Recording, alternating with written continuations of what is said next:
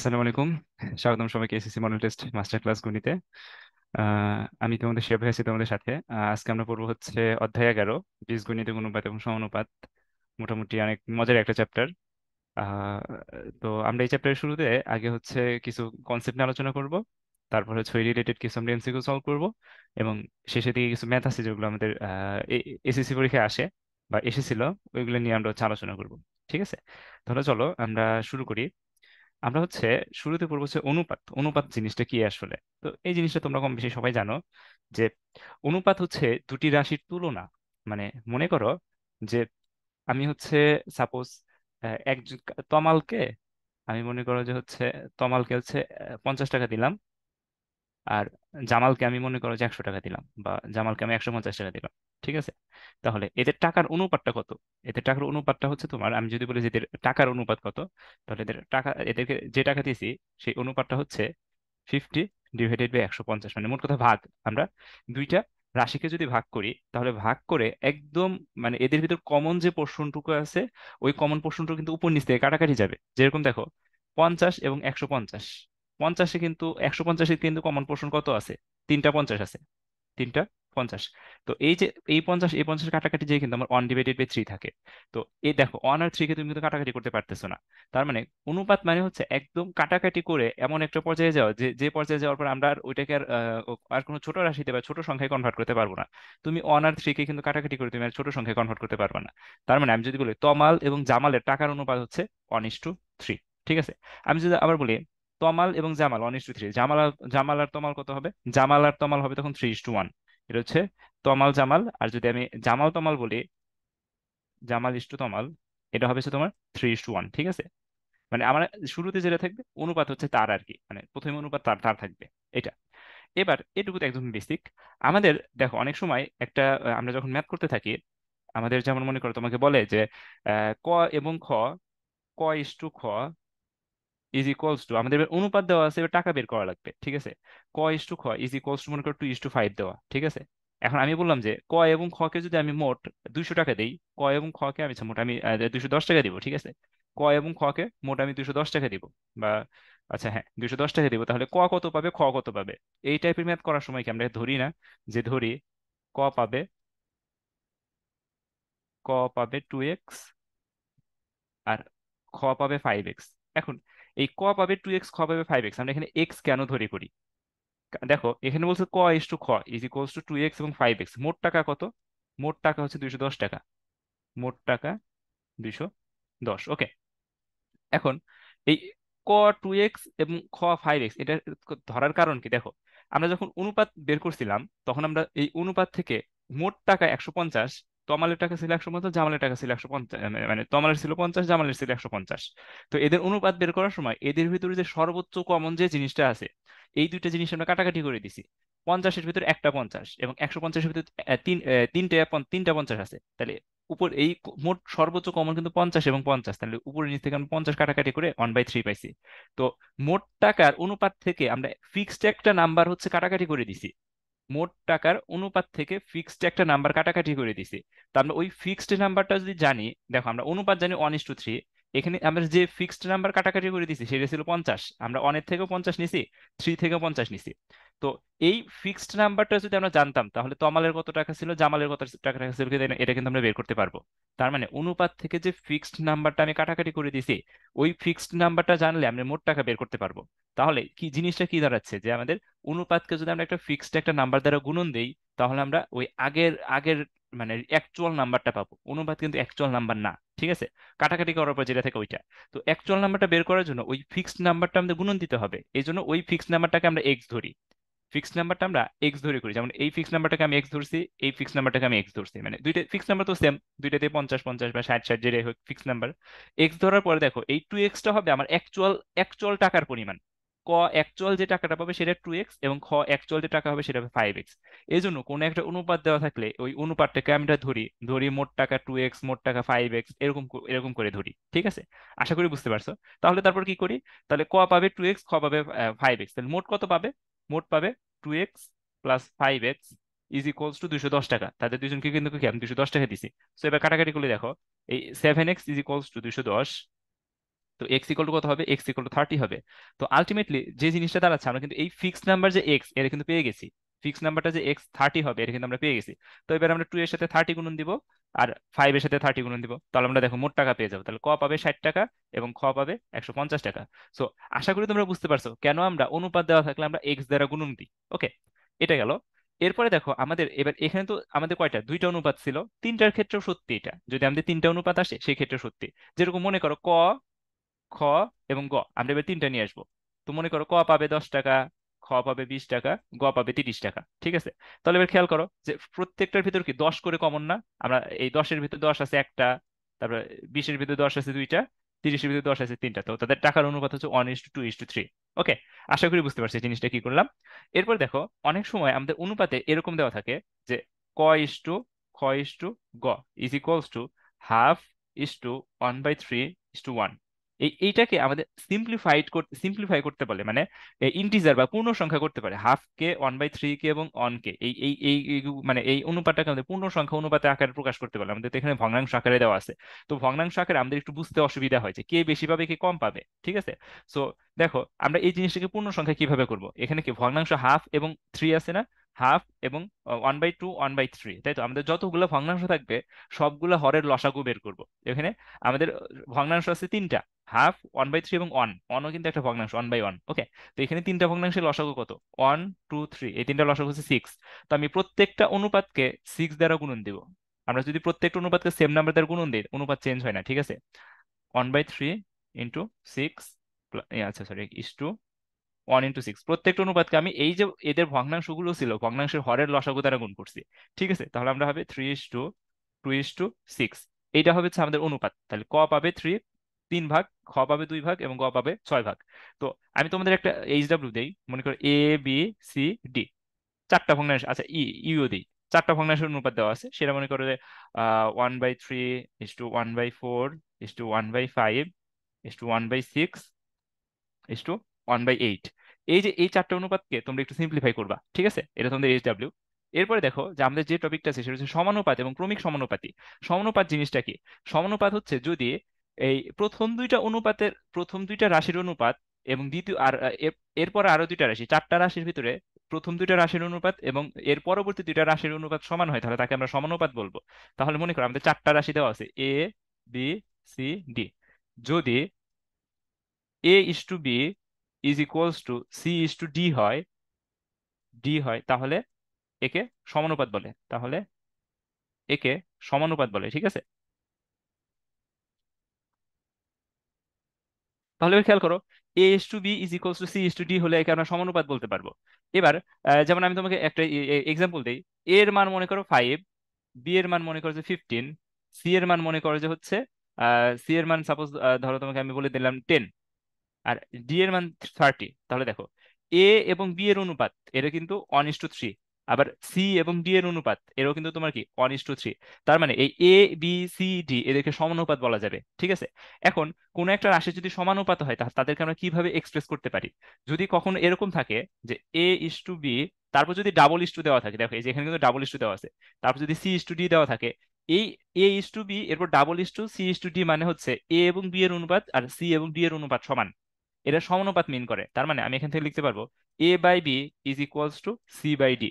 তো আমাদের এখান থেকে যে জিনিসটা বের করতে বলে, অনেক সময় ম্যাথ থাকে এরকম। তোমার মনে করো তোমাকে বলে দিবে যে সাপোজ 2:3, ডাবল ইস টু দিয়ে বলবে 10:x, বলবে এক্স এর মান বের করো। তাহলে দেখো এই ডাবল ইস টুর আগে আছে 2:3, তার মানে 2 এবং 3-এর অনুপাত, 2 এবং 3-এর অনুপাত, আর ডাবল ইস টুর পরে আছে 10:x, তার মানে 10 এবং x এর অনুপাত সমান। তো এখান থেকে দেখো 2/3 ইজ ইকুয়ালস টু 10/x, তাহলে আমি এখান থেকে একটা সমীকরণ পেয়ে গেলাম। এই সমীকরণ থেকে আমি x এর মানটা বের করবো। x ইকুয়াল টু কি হবে? 10/2/3, সেটা আমাদের কিন্তু x এর মানটা 15 হবে। ঠিক আছে, সো এরকম ম্যাথ দেখবে এমসিকিউ অনেক চলে আসে। x এর পজিশন চেঞ্জ হতে পারে, x এর পজিশন আগে পিছে কোথাও থাকতে পারে। ঠিক আছে, সো আশা করি তোমরা পারবা।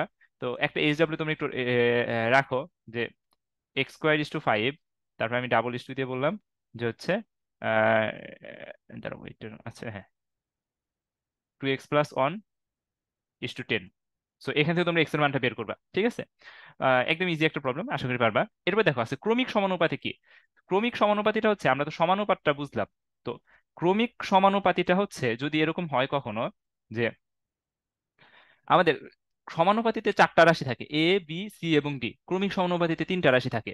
এই সমানুপাতে আমাদের এ বি সি এবং ডি। দেখো, ক্রমিক সমানুপাতি জিনিসটা যদি আমাদের এই যে বি এবং সি যদি ইকুয়াল হয়ে যায়, তার মানে আমি চাচ্ছি যে একটা থেকে আরেকটার মাঝে লিঙ্ক আপ করতে চাচ্ছি। বি এবং সি এর মানটা যদি সেম হয়ে যায়, বি এবং সি যদি ইকুয়াল হয়, তাহলে কিন্তু আমরা বি এবং সি কে ইকুয়াল ধরলে আমরা বি এবং সি কে বি ধরতে পারি, এ বি আর হচ্ছে ডি থাকে। আচ্ছা, এ বি ডি তুমি ধরে নাও, এ বি ডি। বা আমাদের তখন তিনটা রাশি থাকবে, তার মানে এখানে হচ্ছে এ এবং বি এর অনুপাত, বি এবং ডি এর অনুপাত। আচ্ছা, ডি এর বদলে আমরা সি ধরি। এ এবং বি এর অনুপাত এবং বি এবং সি এর অনুপাত যদি সমান হয়, তাহলে ওই টাইপের অনুপাতকে ক্রমিক সমানুপাতি বলে। এ এবং বি এর অনুপাত এবং বি এবং সি এর অনুপাত যদি সমান হয়, তাহলে ক্রমিক সমানুপাতিকে আমরা এরকম ভাবে প্রকাশ করতে পারি, এ ইস টু বি, তারপর ডাবল ইস টু দিয়ে বি ইস টু সি। তো এটা যদি হয় তাহলে এটাকে আমরা ক্রমিক সমানুপাতি বলতে পারবো। আগের আগের মধ্যেকার তফাৎ হচ্ছে এখানে চারটায় অভিন্ন ছিল, এইখানে হচ্ছে আমাদের মাঝখানে দুইটা সমান আর কি। A is to b equals to b is to c. তার মানে এই জিনিসটা দেখো, ক্রমিক সমানুপাতি থেকে আমি একটা জিনিস লিখতে পারি, a by b is equals to b by c. তো is equals to b square is equals to a c. এইটা এই চ্যাপ্টারে আমার মনে হয় এমসিকিউ প্লাস সিকিউ সবগুলোর জন্য এত বেশি ইম্পর্টেন্ট যে এটা অনেক অনেক অনেক আমাদের কাজে লাগবে, যে B square equals to AC যদি এ বি সি ক্রমিক সমানুপাতি হয়। এ বি সি ক্রমিক সমানুপাতি হয়, তাহলে এ বি সি যদি ক্রমিক সমানুপাতি হয়, তাহলে আমরা লিখতে পারবো B square is equals to AC. তো ক্রমিক সমানুপাতি মানে কি, এ এবং বি এর অনুপাত আর বি এবং সি এর অনুপাত সমান, তাহলে তাদেরকে আমরা ক্রমিক সমানুপাতি বলতে পারি। তো আমি যদি তোমাকে বলি পি কিউ আর এই তিনটা ক্রমিক সমানুপাতি, তাহলে এখান থেকে আমাদের এই সম্পর্কটা কি হবে? দেখো, সম্পর্ক হবে মাঝখানেরটা স্কোয়ার ইজ ইকুয়ালস টু এর প্রথম এবং তৃতীয়টার গুণফল, তাহলে কি Q square is equals to P R. So এরকম আমাদের P Q R A B সির বদলে এক্স ওয়াই জেডও থাকতে পারে। অনেক রকম, এক্স ওয়াই জেড হলে কি হবে? এক্স ওয়াই জেড হলে হবে ক্রমিক সমানুপাতি। এক্স ওয়াই জেড যদি ক্রমিক সমানুপাতি হয়, তাহলে আমরা এখান থেকে সম্পর্কটা লিখতে পারি Y square is equals to x Z. তো মাঝখানেরটা স্কোয়ার ইজ ইকুয়ালস টু প্রথম এবং তৃতীয়টার গুণফল। এটা একটু মাথায় রাখি, এটা আমাদের অনেক কাজে লাগবে। ওকে, তো তিনটা রাশি এ বি সি ক্রমিক সমানুপাতি হলে আমরা লিখতে পারবো B square is equals to AC. ঠিক আছে, তাহলে এবার দেখো আমাদের আছে অনুপাতের রূপান্তর। তো আমাদের অনুপাতের রূপান্তর অনেক রকম আছে। তোমার যেরকম মনে করো যে আমরা একটু চিন্তা করি যে বইয়ে দেখবা যে হচ্ছে এই ব্যস্তকরণ আছে, এগুলো আপাতত মানে আহামরি এই প্রথম দুটো খুব একটা ইম্পর্টেন্ট না। যদি আমাদের অনুপাতগুলো এরকম হয় যে a is to B is equals to C is to d, এটা হচ্ছে দেখো, এটা কিন্তু একটা সমানুপাতি।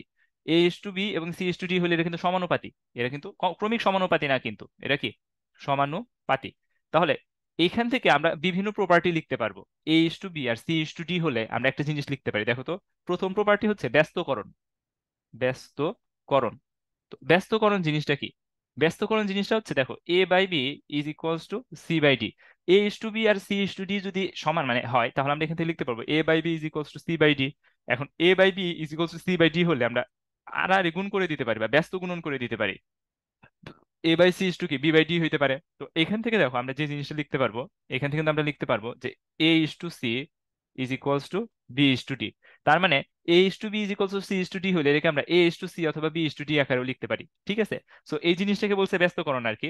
বা আহ, এরও একটা এটাকে অবশ্য এরা অবশ্য একান্তরকরণ, মানে সরি, এটা ব্যস্তকরণ না, এটা আসলে একান্তরকরণ। আমি ব্যস্তকরণ নাম দিচ্ছি, এটাকে একান্তরকরণ। এটা একান্তরকরণ হবে। ঠিক আছে, আমি একটু মুছি। এটার নাম হচ্ছে একান্তরকরণ।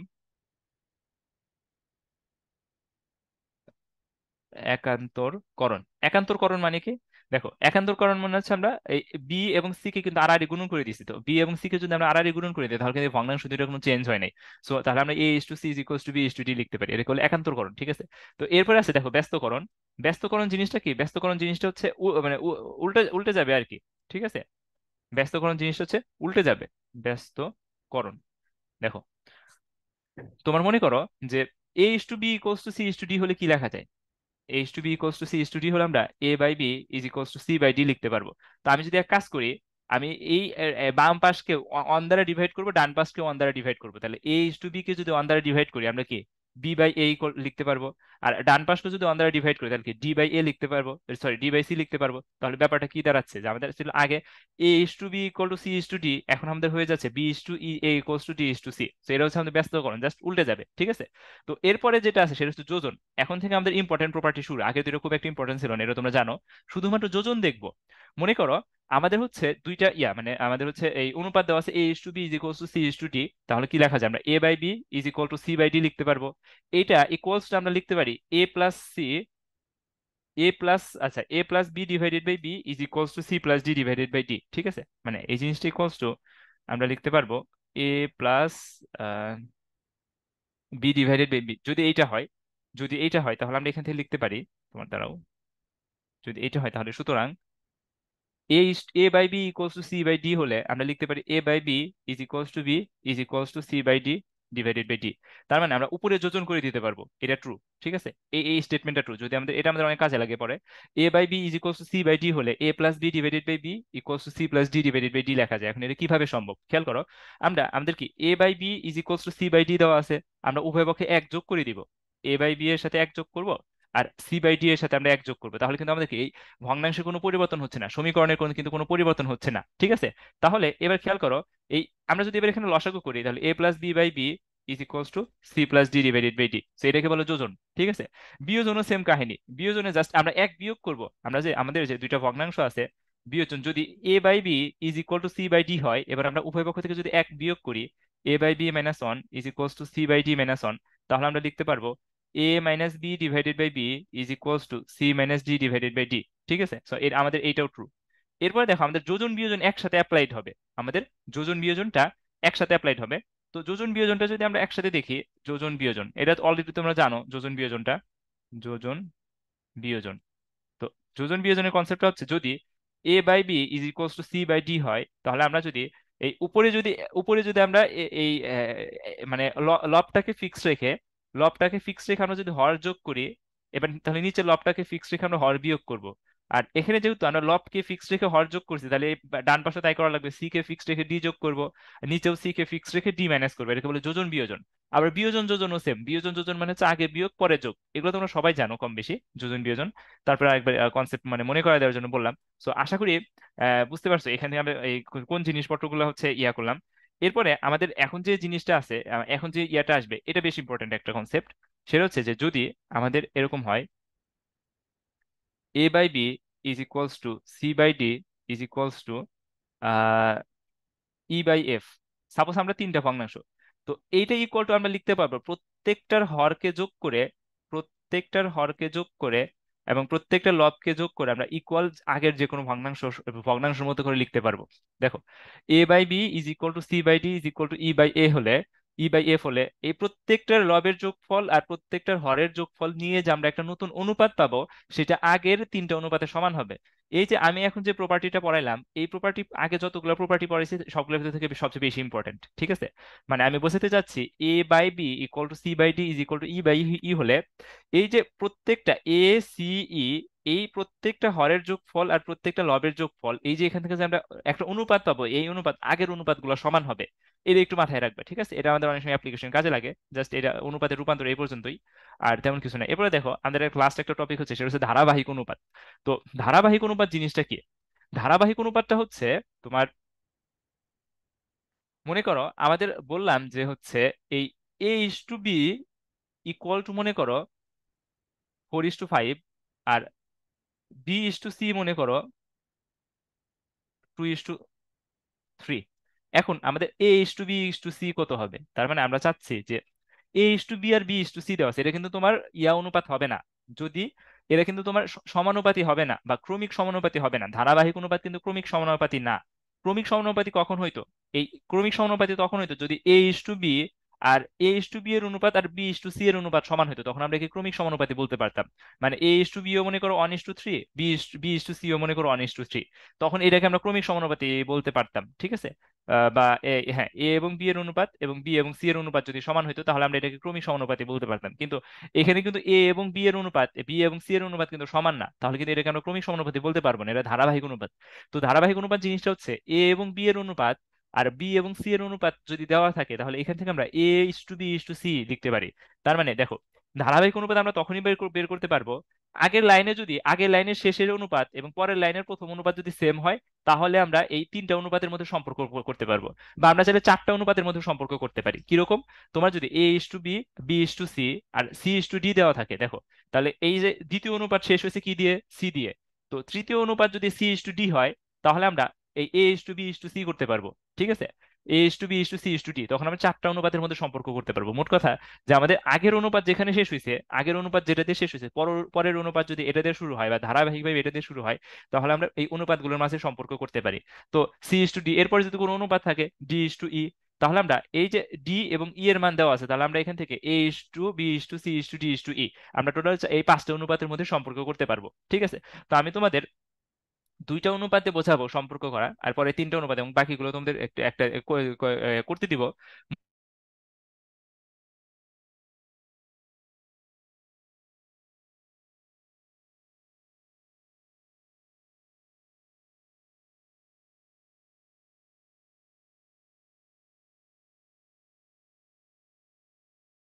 তখন হচ্ছে আমাদের এই বি এবং এই বি এর অনুপাত, এই বি এবং এই বি এর মানে এই বি এবং এই বি একই থাকবে, মানে প্রথমটা শেষ এবং দ্বিতীয়টা শুরু যদি একই রাশি দিয়ে হয় আর কি, তখন আমরা এ is to b is to c এর মান বের করতে পারবো। তাহলে এই জন্য আমাদের যে কাজটা করা লাগবে খেয়াল করো, এই যে দ্বিতীয় অনুপাতটা যে দেওয়া আছে, দ্বিতীয় অনুপাতকে 5 দেওয়া, প্রথম প্রথম অনুপাতের শেষ রাশিটাকে 5 দেওয়া, আর দ্বিতীয় অনুপাতের প্রথম রাশিটাকে 2 দেওয়া, এই দুটাকে আমার সেম করা লাগবে। মানে এইখানে 5 আর এখানে 2, এই দুটোকে সেম নাম্বার করা লাগবে, তাহলে আমরা ইকুইভ্যালেন্টলি লিখতে পারবো তখন। মানে আমি বলতে চাচ্ছি, যদি এরকম লিখতে পারো যে a is to B is equals to, যদি সামহাও কখনো মনে করো যে এই 4:10 হইলো, a is to b equals to 4:10 হইলো, আর B is to c equals to 10 × 6, 10 × 15 হইলো, তখন দেখো 4:10, 10:15, তাহলে আমরা এ is to b is to c লিখতে পারবো 4:10 × 15। তো এইটা হচ্ছে আমাদের সম্পর্ক। তার মানে আমরা যদি এ ইস টু বি এবং বি ইস টু সি দেওয়া আছে, আমরা যদি a is to b is to c এদের মধ্যে সম্পর্ক করতে চাই, তাহলে এই যে এই প্রথমটা যেখানে শেষ হয়েছে 5, বা প্রথমটার বি, আর দ্বিতীয়টা যেখানে শুরু হয়েছে 2, বা দ্বিতীয়টার বি, এই দুইটাকে সেম নাম্বার করা লাগবে। তাহলে দেখো, প্রথমটা 5 দেওয়া আছে আর দ্বিতীয়টা 2 দেওয়া আছে, তাহলে প্রথমটা এই দুইটাকে আমরা সেম কাছাকাছি কাছাকাছি সেম কত নাম্বার করতে পারি? আমরা প্রথম অনুপাতকে 2 দ্বারা গুণন দিব, প্রথম অনুপাতকে 2 দ্বারা গুণন দিব, এবং দ্বিতীয় অনুপাতকে কি 5 দ্বারা গুণন দিব। তাহলে প্রথম অনুপাতকে যদি 2 দ্বারা গুণন দেয় তাহলে কি হবে দেখো তো, প্রথম অনুপাতকে 2 দ্বারা গুণন দিলে a is to B is equals to 4:5। তো প্রথম অনুপাতকে যদি আমরা দুই দ্বারা গুণন দিই, তাহলে দুইটাকে 2 দ্বারা গুণন দেওয়া লাগবে, 4 × 2 = 5 × 2। তো এটা হবে কি 8:10 হইলো, 8:10। এবার দ্বিতীয় অনুপাতটা কি দেওয়া আছে, বি ইস টু সি। তাহলে আমাদের যে কাজটা করা লাগবে, এই দ্বিতীয় অনুপাতের ক্ষেত্রে সেম কাহিনী, 2:3 দেওয়া। তো আমাদের এবার এই টুটাকে 10 করা লাগবে, টুটাকে 10 করা লাগবে। তাহলে টুটাকে যদি 10 করতে চাই, তাহলে এই এই অনুপাতকে আমরা কি দ্বারা গুণন দিব, 5 দ্বারা গুণন দিব, 3 × 5। তাহলে কত হলো খেয়াল করো তো, এইখানে 2 × 5 হবে 10, আর ইস টু 3 × 5 কত হবে, 3 × 5 হবে 15।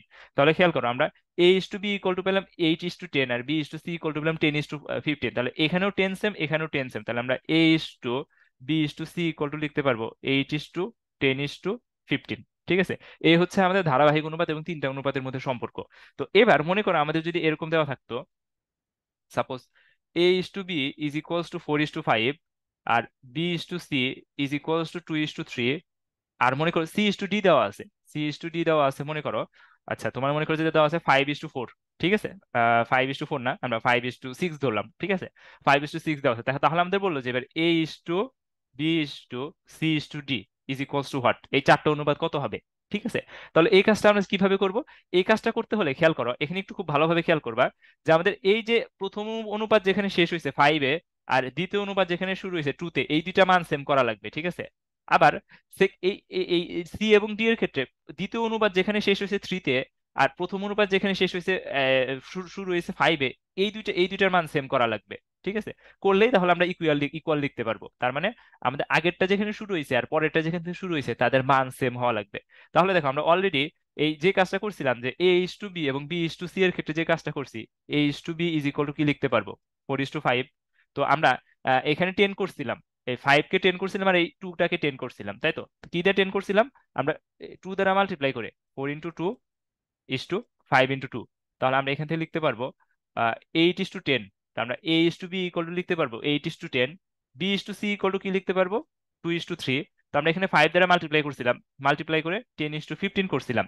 তাহলে এবার এবার আমাদের C is to D, C is to D কত দেওয়া, 5:6 দেওয়া। তাহলে একটা জিনিস খেয়াল করো, এখন আসবে হচ্ছে আমাদের একটু খেয়াল করার বিষয়, সেটা হচ্ছে যে তোমার এই যে এইখানে ছিল আমাদের 10, এখানেও ছিল 10, এবার সি শেষ হয়েছে যেখানে, এখানে 15, তার মানে এই যে এই পাশে সি যে শুরু হয়েছে, এখানে আমাদেরকে 15 করা লাগবে, কারণ এই 15 এর ইকুয়াল করা লাগবে। তাহলে আমরা এই সি কে যদি 15 করতে চাই, তাহলে এই 5 কে যদি 15 করতে চাই, তাহলে 3 দ্বারা গুণন দিব।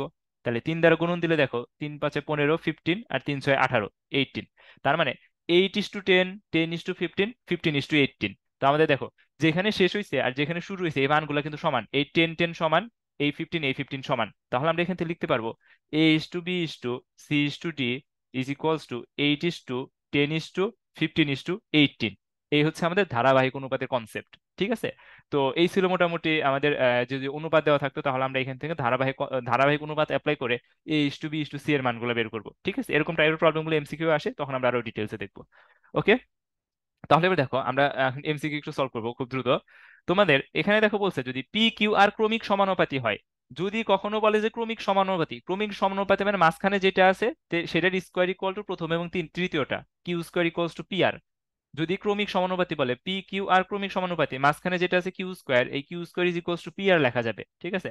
তাহলে আমাদের লেফট হ্যান্ড সাইড কি দেওয়া আছে, লেফট হ্যান্ড সাইড দেখে মনে করো আমাদের ভ্যালু বের করতে বলছে p square plus q square divided by q square plus r square. তাহলে আমরা এখান থেকে দেখো কিউ স্কোয়ার ইকুয়াল টু কি পি আর লিখতে পারি, আমরা q square equal to P r লিখতে পারি। তাহলে কিউ স্কোয়ারের মানটা পি আর বসায় দিব, এখানেও কিউ স্কোয়ারের মানটা পি আর বসায় দিব। তো উপর থেকে মনে দেখো আমাদের হচ্ছে আর কমন, পি কমন, উপর থেকে পি কমন, তাহলে আমরা এখানে লিখতে পারবো পি প্লাস আর, এবং নিচ থেকে আর কমন, এখান থেকে লিখতে পারবো আমরা p plus r. P plus r কাটাকাটি, তাহলে আমরা পি বাই আর লিখতে পারবো। তো p square plus q square divided by q square plus r স্কোয়ারের মান কত, সেটার মান হচ্ছে পি বাই আর। তো আমাদের অপশন বি হচ্ছে রাইট অ্যান্সার। ঠিক আছে। এরপরে দেখো বলছে যে এই যে এটা দেখো, এটা কিন্তু ক্রমিক ধারাবাহিক সমানুপাতি। Okay, p is to Q is equals to 3:4 এবং Q is to R is equals to 5:7 হলে p is to Q is to r দেওয়া, আর এর মান বের করতে বলছে। তার মানে আমাদের দুইটা অনুপাতের মধ্যে সম্পর্ক দেওয়া আছে, P is to Q is equals to 3:4 এবং Q is to R is equals to কি 5:7। তাহলে আমাদের এখান থেকে যে কাজটা করা লাগবে সেই কাজটা হচ্ছে যে এই যে এই 4 এই এবং এই 5 কে সেম নাম্বার করা লাগবে। এখন সেম নাম্বার কিন্তু তুমি যে কোনো নাম্বার চাইলে করতে পারবে না, কাছাকাছি যেটা আছে সেটা করতে হবে। ঠিক আছে, মানে আচ্ছা এর একটু পরে বলতেছি।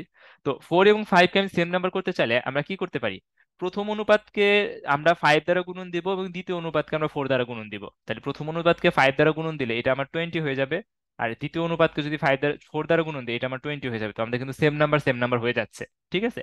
তো তাহলে দেখো এই কাজটাই করব, প্রথম অনুপাতকে আমরা 5 দ্বারা গুণন দিব, 3 × 5, আর 4 × 5, আর দ্বিতীয় অনুপাতটাকে আমরা 4 দ্বারা গুণন দিব, 5 × 4 = 7 × 4। ওকে, তাহলে 3 × 5 = 15 ইস টু 4 × 5 = 20 আর 20 = 28। তো দেখো আমাদের 15:20 = 20 তাহলে আমরা P is to Q is to R equal to কি লিখতে পারবো, 15:20 = 20 ঠিক আছে, এটা লিখতে পারবো। তো আমাদের অ্যান্সার হবে অপশন ডি, 15:20 = 28। ঠিক আছে, আশা করি বুঝতে পারছো কি করলাম আমরা এখানে। ওকে, তো এই হচ্ছে। আচ্ছা এখান থেকে একটা জিনিস খেয়াল করো যে 15:20 = 20 = 28, হ্যাঁ। আচ্ছা হ্যাঁ ঠিক আছে এটাই। ওকে, তো এই ছিল মোটামুটি আমাদের এই প্রবলেমটা, P is to Q is to R equals to, আমরা এই ধারাবাহিক অনুপাত আসলে এরকম ভাবে সলভ করে দিব। ঠিক আছে। এবার দেখো এখানে বলছে জে কে এল ও এম ক্রমিক সমানুপাতি হলে, জে কে এল এবং এম ক্রমিক সমানুপাতি হলে কি লেখা যাবে। দেখো জে কে আর এল এবং এম এরা যদি সমানুপাতি হয়, সমানুপাতি হলে আমরা লিখতে পারি জে এবং কে এর অনুপাত আর এল এবং এম এর অনুপাত সমান, জে এবং কে এর অনুপাত এবং এল এবং এম এর অনুপাত কি সমান, এটা আমরা লিখতে পারবো। ঠিক আছে। সো এটা আমাদের জন্য একটা ট্রু। আবার এখানে একটা জিনিস দেখো খেয়াল করো যে জে কে এল এম, তাহলে এক নম্বরটা কিন্তু সত্যি যে এটা যদি ক্রমিক সমানুপাতে হয় জে এবং কে এর অনুপাত এবং এল এবং এম এর অনুপাত হচ্ছে সমান হবে। তো এখানে আসলে ক্রমিক সমানুপাতি এটা কেন বলছে আমি জানি না, এটা আসলে তোমার সমানুপাতি হবে। ঠিক আছে, মানে শুধু সমানুপাতির ক্ষেত্রে এক নম্বরটা ট্রু। এবার যেহেতু ক্রমিক সমানুপাতি বলে ফেলছে, তো আমরা যখন দেখো খেয়াল করো আমরা যখন ক্রমিক সমানুপাতি বলছিলাম এ বি এবং সি ক্রমিক সমানুপাতি, তখন কিন্তু এ এবং বি এর অনুপাত আর বি এবং সি এর অনুপাত কি সমান হয়েছিল। তো এখানে বলছে জে কে এল এম এরা ক্রমিক সমানুপাতি। তো এরা যদি ক্রমিক সমানুপাতি হয় তাহলে জে এবং কে এর অনুপাত আর কে এবং এল এর অনুপাত কি হবে, সমান হবে।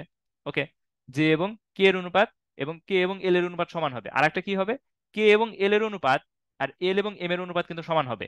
ঠিক আছে, জে এবং কে এবং এল এর অনুপাত। দেখো আমি এই জিনিসটা কিভাবে করলাম, তোমার এই এখানে কিন্তু আগে বলছিল তিনটা ক্রমিক সমানুপাতি, এখানে কিন্তু চারটা বলে দিছে, জে কে এল এবং এম। তাহলে কি হবে, জে এবং কে এর অনুপাত, কে এবং এল এর অনুপাত সমান, তাহলে জে এবং কে এর অনুপাত কে এবং এল এর অনুপাত সমান। আবার কে এবং এল এর অনুপাত এল আর এম এর অনুপাত সমান, কে আর এল এর অনুপাত এল এবং এম এর অনুপাত সমান হবে। তার মানে আমাদের 2 নম্বরটাও ট্রু, 3 নম্বরটাও ট্রু। তাহলে আমাদের আলটিমেটলি অপশন ডিটা হবে রাইট অ্যান্সার, 1 2 ও 3। ঠিক আছে, এখানে আগে কিন্তু 3টা ক্রমিক সমানুপাতি ছিল, এখানে 4টা ক্রমিক সমানুপাতির ক্ষেত্রে এরকম হবে। ওকে, আশা করি বুঝতে পারছো। এরপরে দেখো বলছে নিচের কোনটি ক্রমিক সমানুপাতি। তো ক্রমিক সমানুপাতি আমরা কিভাবে বুঝি, যে 3টা অনুপাত দেওয়া আছে, মনে করো a is to b is to c, তিনটা তিনটা অনুপাত দেওয়া আছে এরকম a is to b is to c. যদি b square is equals to a c হয়, b square is equals to a c হলে তাদেরকে আমরা ক্রমিক সমানুপাতি বলতে পারবো, B square is equals to AC. তাহলে এবার খেয়াল করো, আমরা যদি 15 কে স্কোয়ার করি আমরা 225 পাবো, কিন্তু এই 5 আর 20 কে মাল্টিপ্লাই করলে কিন্তু আমরা 225 পাবো না, এখানে কিন্তু 100 পাবো। তার মানে বি স্কোয়ার ইকুয়াল টু কিন্তু এসি হচ্ছে না, তার মানে এটা ক্রমিক সমানুপাতি না। আবার দেখো, 5 কে স্কোয়ার করলে 25 পাবো, 3 এবং 6 কে যদি আমি মাল্টিপ্লাই করি তাহলে কিন্তু 18 পাবো, তাহলে এটাও কিন্তু ক্রমিক সমানুপাতি না।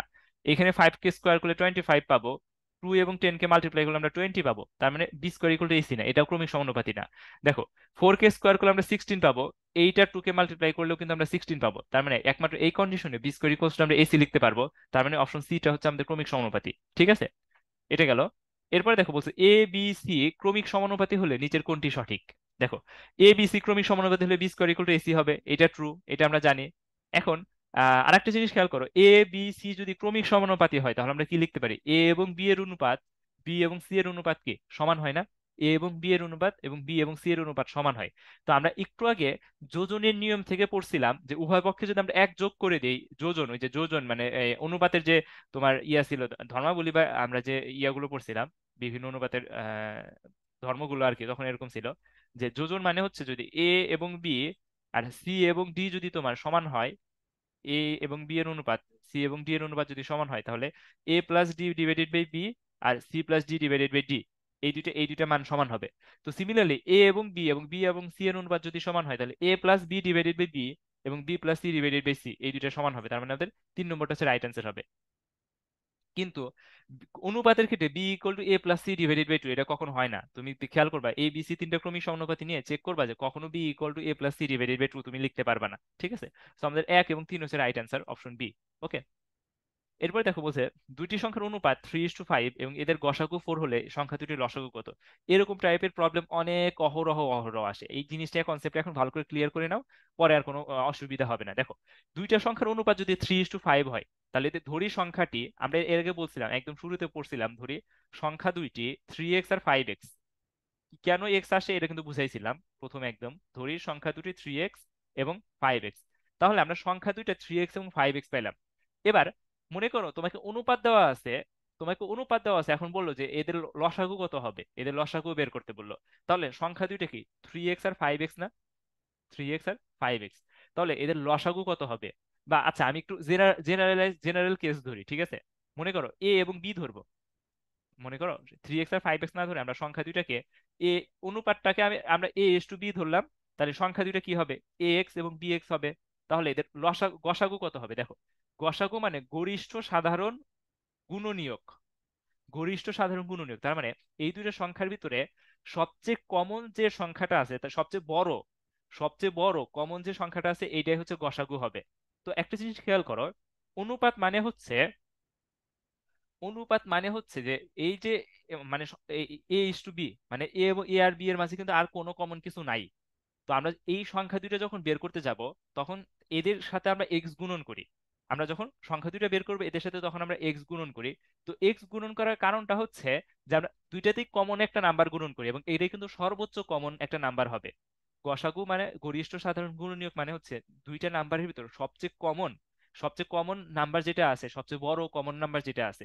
যেরকম আমি তোমাকে একটা এক্সাম্পল দিই, 12 এবং 18। এই 12 এর ভিতরে আছে হচ্ছে আমাদের অন আছে, মানে আমরা যদি গুণনীয়ক গুলা বের করি, 2 আছে, 3 আছে, 4 আছে, 6 আছে, এরপর 12 আছে। তো 18-এর ভিতরে তোমার 1 আছে, 2 আছে, 3 আছে, 4 দ্বারা 18-কে ভাগ করলে যায় না, 6 আছে, 9 আছে, তোমার 12 আছে। ঠিক আছে, তো খেয়াল করো যে মানে আমি এগুলো বের করছি, মানে উৎপাদক বের করছি, মানে যে যে সকল নাম্বার দ্বারা 18-কে ভাগ করলে আমাদের ভাগশেষ শূন্য থাকবে, বা যে সকল নাম্বারকে 12 দ্বারা ভাগ করলে ভাগশেষ শূন্য থাকবে সেই সব নাম্বার। তো দেখো, এই এদের মধ্যে সাধারণ গুণনীয়ক কারা, 12-তে 1, 18-তে 1। এখানেও 2, এখানেও 2, এখানেও 3, এখানেও 3, এখানেও 6, এখানেও 6। দেখো টোটাল 4টা গুণনীয়ক, মানে কমন, এর ভিতর সবচেয়ে বড় কি 6 না? সবচেয়ে বড় গুণনীয়ক কত 6, তো এদের গসাগুটা হবে 6। তো এই জিনিসটাই মিন করে যে গসাগু মানে সবচেয়ে বড় কমন গুণনীয়কটাকে গসাগু বলে।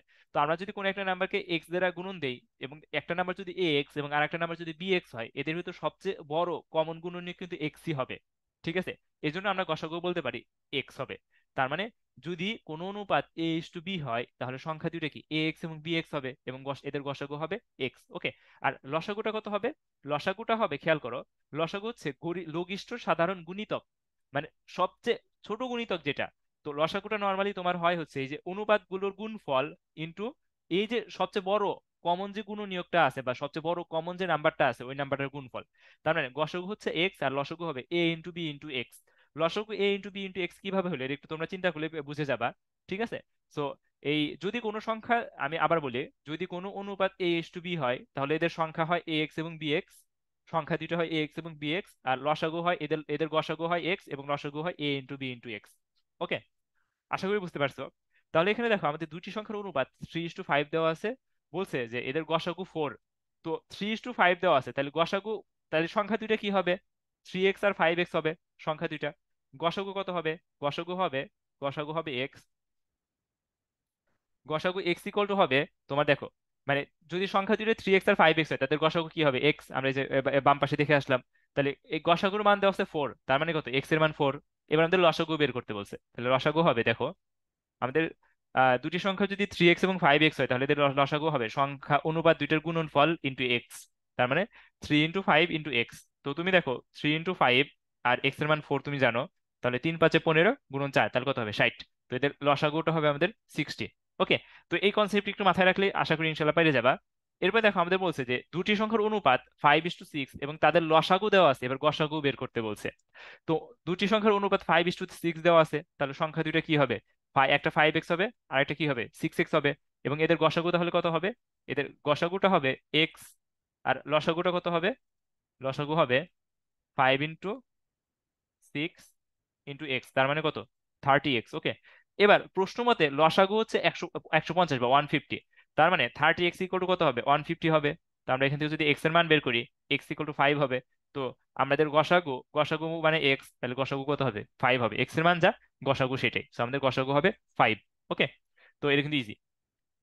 এরপরে দেখো বলতে দেওয়া আছে দুটি সংখ্যার অনুপাত 7:10 এবং তাদের লসাগু 910 হলে দুটি সংখ্যা দুটির অন্তর কত? এবার আমাদের সংখ্যা দুটির অন্তর বের করতে বলছে।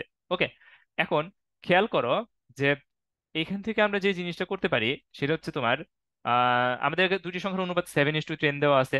তাহলে এখান থেকে আমরা লিখতে পারবো সংখ্যা দুইটা কি 7x এবং 10x। সংখ্যা দুইটা 7x এবং 10x, এটা লিখতে পারবো। তাহলে এদের লসাগু কত হবে? এদের লসাগু হবে, এদের লসাগু হবে হচ্ছে তোমার 7 × 10 × x। তার মানে 70x টা হবে এদের লসাগু। এবার প্রশ্ন মতে এই 70x ইকুয়াল টু কি 910-এর সমান না? প্রশ্ন মতে এই 70x ইজ ইকুয়ালস টু 910, তাহলে x ইকুয়াল টু কত হবে 910 × 10 / 70। এটা কাটাকাটি করলে মোস্ট প্রবাবলি 13 হওয়ার কথা, তো x এর মান কত 13। তাহলে আমাদের এবার সংখ্যা দুটোর অন্তর বের করতে বলছে, তো আমরা একটা সংখ্যাকে 7x ধরছি এবং আরেকটা সংখ্যাকে 10x ধরছি। তাহলে এই সংখ্যা দ্বয়ের অন্তর কত হবে? 10x - 7x হবে না? তার মানে কত 3x হবে। সংখ্যা দুটোর অন্তর 3x। আর x এর মান আমরা 13 জানি, x এর মান আমরা 13 বের করেছি, 3 × 13 ইজ ইকুয়ালস টু 39। তো আমাদের 10x - 7x করলে আমরা 3x পাবো। তো এখান থেকে 3 × 13 মানে 39, এই 39টা হচ্ছে আমাদের এই সংখ্যা দুটোর অন্তর। তো আমাদের অপশন এটা হচ্ছে রাইট অ্যান্সার। ওকে, এবার দেখো x:y ইজ ইকুয়ালস টু 3:2 হলে 4x:5y এর মান কত হবে? এটা একদম ইজি একটা প্রবলেম, অনেকে দেখলে ঘাবড়ে যাবে যে 4x:5y কিভাবে বের করব। দেখো x x:y is equals two 3:2 হলে আমরা কি লিখতে পারি? x/y ইজ ইকুয়াল টু কি 3/2 লিখতে পারি না? মানে অনুপাতটাকে তো আমরা চাইলে এরকম ভাবে এক্সপ্রেস করতে পারি, অনুপাতটা একটা একটা ভাগ। তো আমাদের কি বের করতে বলছে 4x:5y বের করতে বলছে। তো 4x:5y মানে কি 4x/5y না? 4x:5y বের করার যে কথা 4x/5y বের করে একই কথা। তাহলে দেখো আমরা যদি x/y এর সাথে x/y এর যে মান আছে, x/y এর মানের সাথে যদি আমরা 4/5 গুণন করি, তাহলে কিন্তু আমরা 4x:5y এর মান পেয়ে যাব। তাহলে দেখো 4/5 ইন্টু আমরা x/y এর মান পাইছি 3/2। x/y এর মান কত পাইছি? 3/2। সো আমাদের এটা হচ্ছে, এটা গুণন করে দিব। এটা যদি গুণন করে দেই তাহলে 6/5 পাবো আমরা কাটাকাটি করে। তো আমাদের 4x/5 হয়, তখন হবে 6:5। 6:5। তো এটা আমাদের কয় নাম্বারে আছে? এটা আমাদের ডি নাম্বারে আছে। So আমাদের ডি নাম্বারটা হচ্ছে রাইট অ্যান্সার। ওকে, এরপর দেখো, এরপরে বলছে যে x/y ইজ ইকুয়ালস টু 2/3 হয়, তবে 6x plus Y divided by 3x plus 2y এটার মান কত? ঠিক আছে, তাহলে একটা জিনিস খেয়াল করি আমরা। আমাদের এখানে কি দেওয়া আছে? আমাদের এখানে দেওয়া আছে x/y is equals to 2/x/y is equals to 2/3। Okay, এখন এখান থেকে আমাদের কি 6x plus Y divided by 3x plus 2y এটার মান বের করতে বলছে না? একটা জিনিস খেয়াল করো, আমরা এক কাজ করব। আমরা দেখো অনুপাত থেকে যদি আড়াআড়ি গুণন করি তাহলে 3x ইকুয়াল টু কি লিখতে পারি? 3x ইকুয়াল টু 2y লিখতে পারি না? মানে আমি চাচ্ছি যে এই যে আমাদের যে প্রদত্ত রাশিটা 6x plus Y divided by 3x plus 2y দেওয়া আছে, এই প্রদত্ত রাশির সবগুলোকে আমরা y এর মাধ্যমে এক্সপ্রেস করব। ঠিক আছে, প্রদত্ত রাশির সবগুলোকে আমরা y এর মাধ্যমে এক্সপ্রেস করব। তো দেখো আমরা এই যে আমাদের গিভেন যে অনুপাত দেওয়া আছে এখান থেকে আমরা 3x ইকুয়াল টু 2y লিখতে পারবো। গিভেন যে অনুপাতটা দেওয়া আছে এখান থেকে আমরা 3x ইকুয়াল টু 2y লিখতে পারবো। তো 3x ইকুয়াল টু 2y যদি হয় তাহলে দেখো এখানে আমাদের 6x আছে। 6x এ কি দুইটা 3x আছে না? 3x প্লাস ওয়াই, আর নিচে 3x প্লাস 2y। ওকে, তো আমরা 3x এর মান জানি 2y, তাহলে আমরা 3x এর মান 2y বসাই দিব প্লাস ওয়াই, আর নিচেও 3x এর মান জানি 2y, আমরা y বসাই দিব। তো উপরে থেকে 2 2 4, 4y প্লাস ওয়াই, তাহলে উপরে আমরা পাবো 5y আর নিচে পাবো 4y। তো ওয়াই ওয়াই কাটাকাটি গেলে আলটিমেটলি হবে 5/4। তার মানে তোমার 6x plus Y divided by 3x plus 2y equals to আমরা লিখতে পারবো 5/4। ঠিক আছে, ওকে, এটা গেল। এই ছিল মোটামুটি এই প্রবলেমটা। এরপর খেয়াল করো যে ত্রিভুজের তিনটি কোণের অনুপাত 3:4:5 হলে বৃহত্তর ও ক্ষুদ্রতর কোণ দ্বয়ের পার্থক্য কত? তো তিনটি কোণের অনুপাত 3:4:5 দেওয়া আছে, তাহলে আমরা ধরবো যে ধরি কোণ তিনটি, কোণ তিনটি হবে, কোণ তিনটি কি হবে? কোণ তিনটি হবে 3x, 4x এবং 5x। তো আমরা জানি ত্রিভুজের তিনটা কোণের সমষ্টি 180 ডিগ্রি, তাহলে সুতরাং আমরা লিখতে পারবো এই ত্রিভুজের তিনটা কোণ 3x, 4x, 5x is equals two 180 degree. তো আমরা যদি এখানে ইয়া করি, মাল্টিপ্লিকেশন করি, তাহলে হবে হচ্ছে তোমার কত, 3 4, হ্যাঁ 12x is equals two 180।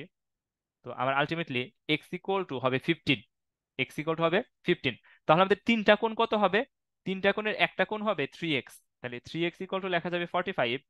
3x equal to হবে 45, যেটা 4x এটা হবে 60 ডিগ্রি, একটা কোণ হবে 60 ডিগ্রি আর একটা 45, আর যেটা 5x এটা হবে আমাদের তাহলে 75। ঠিক আছে, তো আমাদের বলছে বৃহত্তর এবং ক্ষুদ্রতর কোণ দ্বয়ের পার্থক্য।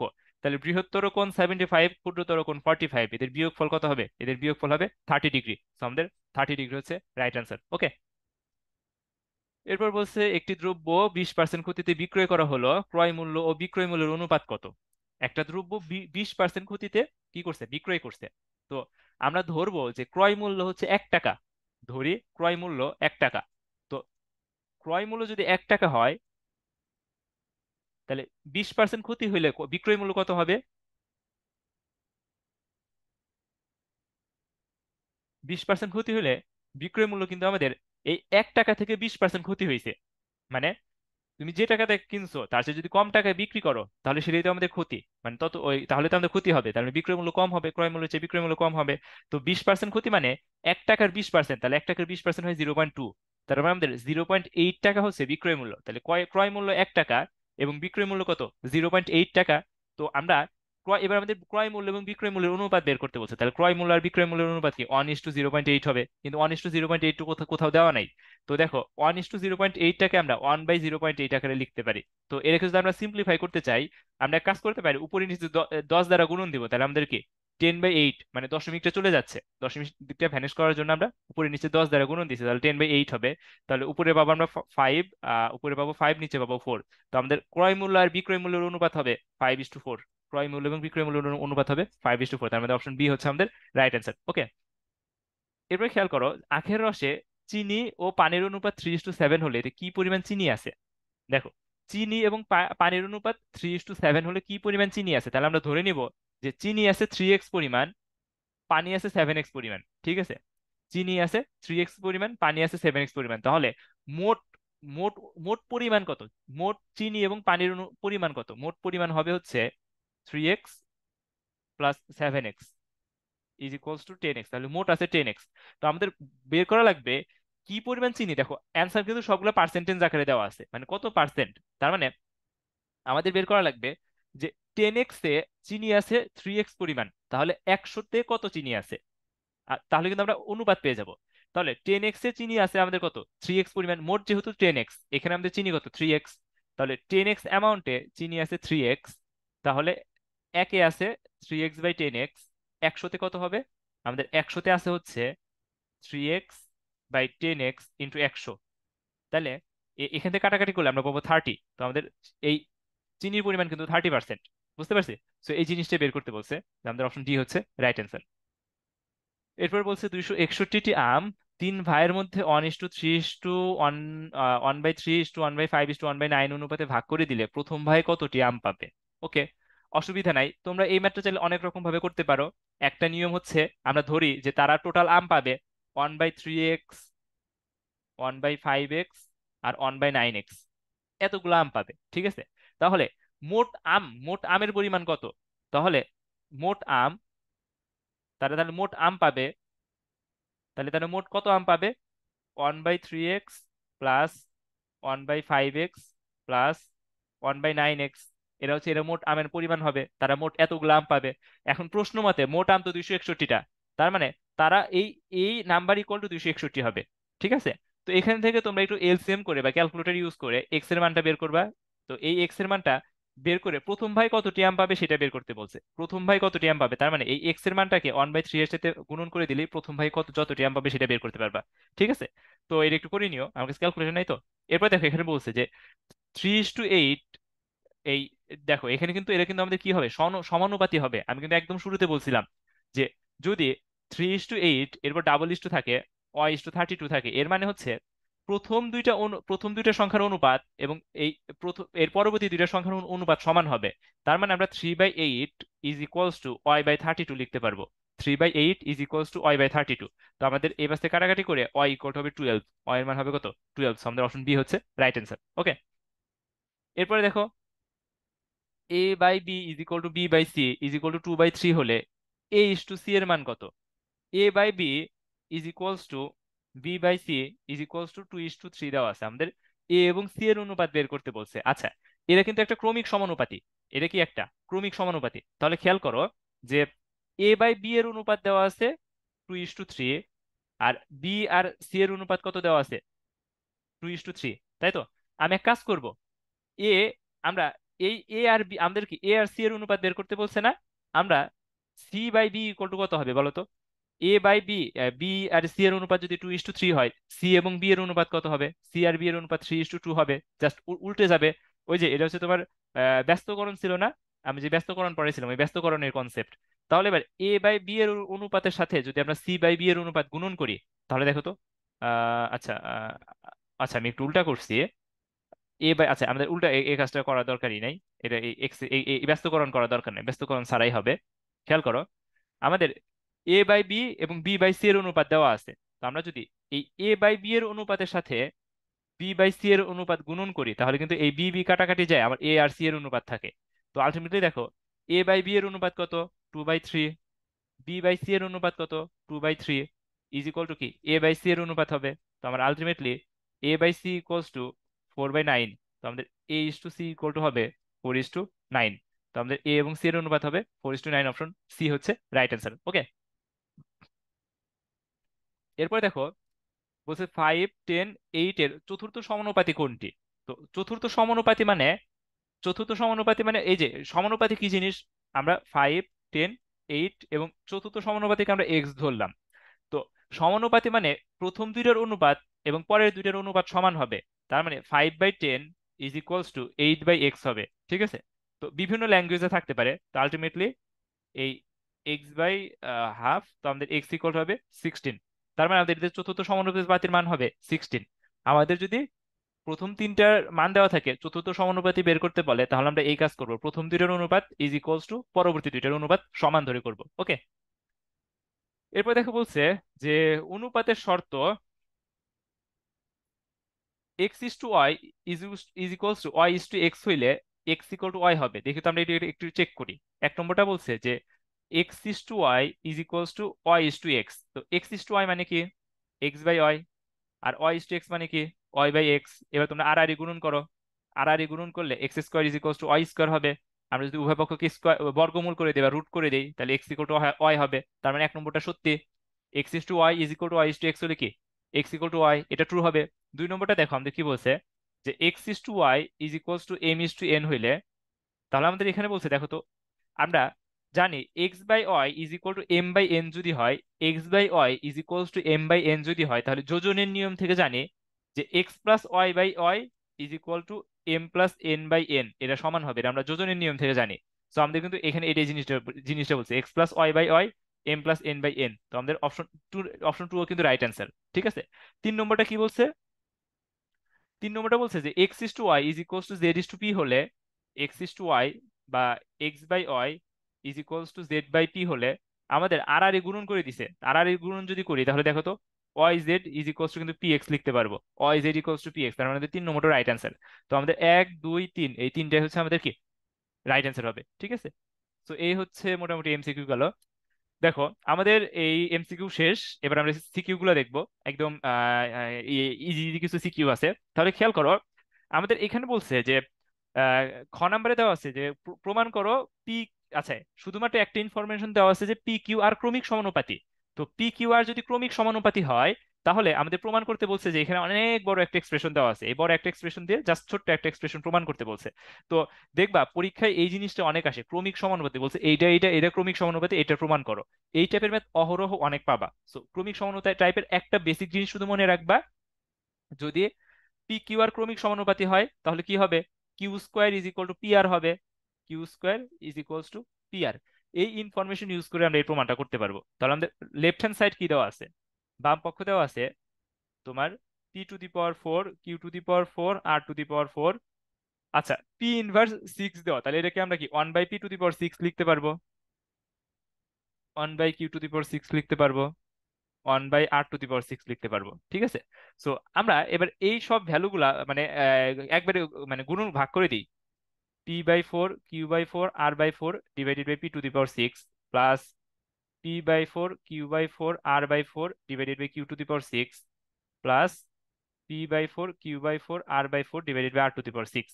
তাহলে আমরা যদি এবার দেখো এইখানে পি উপরে আছে পি চারটা, নিচে আছে পি ছয়টা, তাহলে কাটাকাটি যায়। কাটাকাটি যে আমাদের থাকবে হচ্ছে divided by p square. Similarly উপরে কিউ চারটা নিচে কিউ ছয়টা, তাহলে আমরা এখান থেকে কাটাকাটি করতে পারবো, কাটাকাটি করে কিউ স্কোয়ার। আর এখান থেকে হচ্ছে p to the power four, Q to the power four divided by r square. Okay. এবার খেয়াল করো, আমরা কিউ স্কোয়ার ইকুয়াল টু কি পি আর জানি। তাহলে আমরা এখানে দেখো q to the power four এর জায়গায় কিউ স্কোয়ারের মানটা বের বসাবো। এই কিউ টু দি পাওয়ার ফোরটাকে তো আমরা কি লিখতে পারি? কিউ স্কোয়ার হোল স্কোয়ার লিখতে পারি না? আমি যে জিনিসটা দেখাচ্ছি দেখো, q to the power four মানে কি কিউ স্কোয়ার হোল স্কোয়ার। তো কিউ স্কোয়ারের মান জানো পি আর, তার মানে কি q to the power four মানে পি আর হোল স্কোয়ার লেখা যাবে কিন্তু। তাহলে আমি q to the power four এর মান ডিরেক্ট আমরা পি আর হোল স্কোয়ার বসাবো, তাহলে ডিভাইডেড বাই পি স্কোয়ার। এবার খেয়াল করো, আমাদের p to the power four এবং r to the power four দেওয়া আছে। P to the power four এবং r to the power four মানে কি p r whole to the power four. এবং এই পি আর ইকুয়াল টু জানো q square, p r এর মান জানো কিউ স্কোয়ার, তার মানে q square whole to the power four হবে। তো p to the power four R to the power four মানে ফোর যা কথা, q square whole to the power four কিন্তু একই কথা।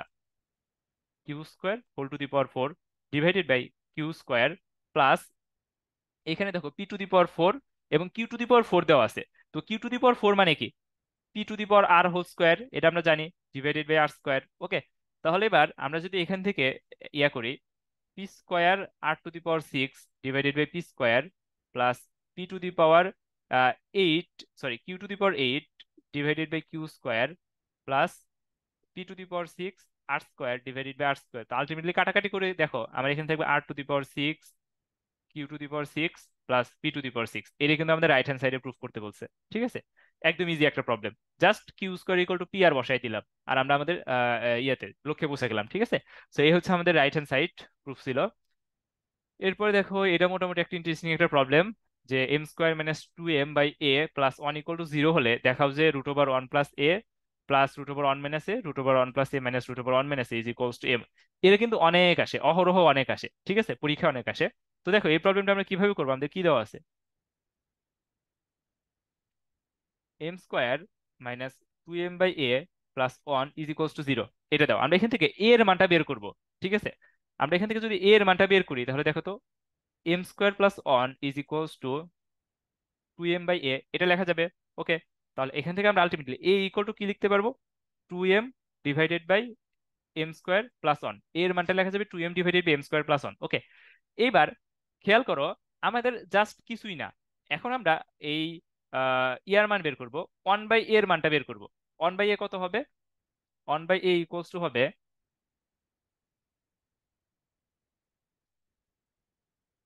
M square plus one divided by two M.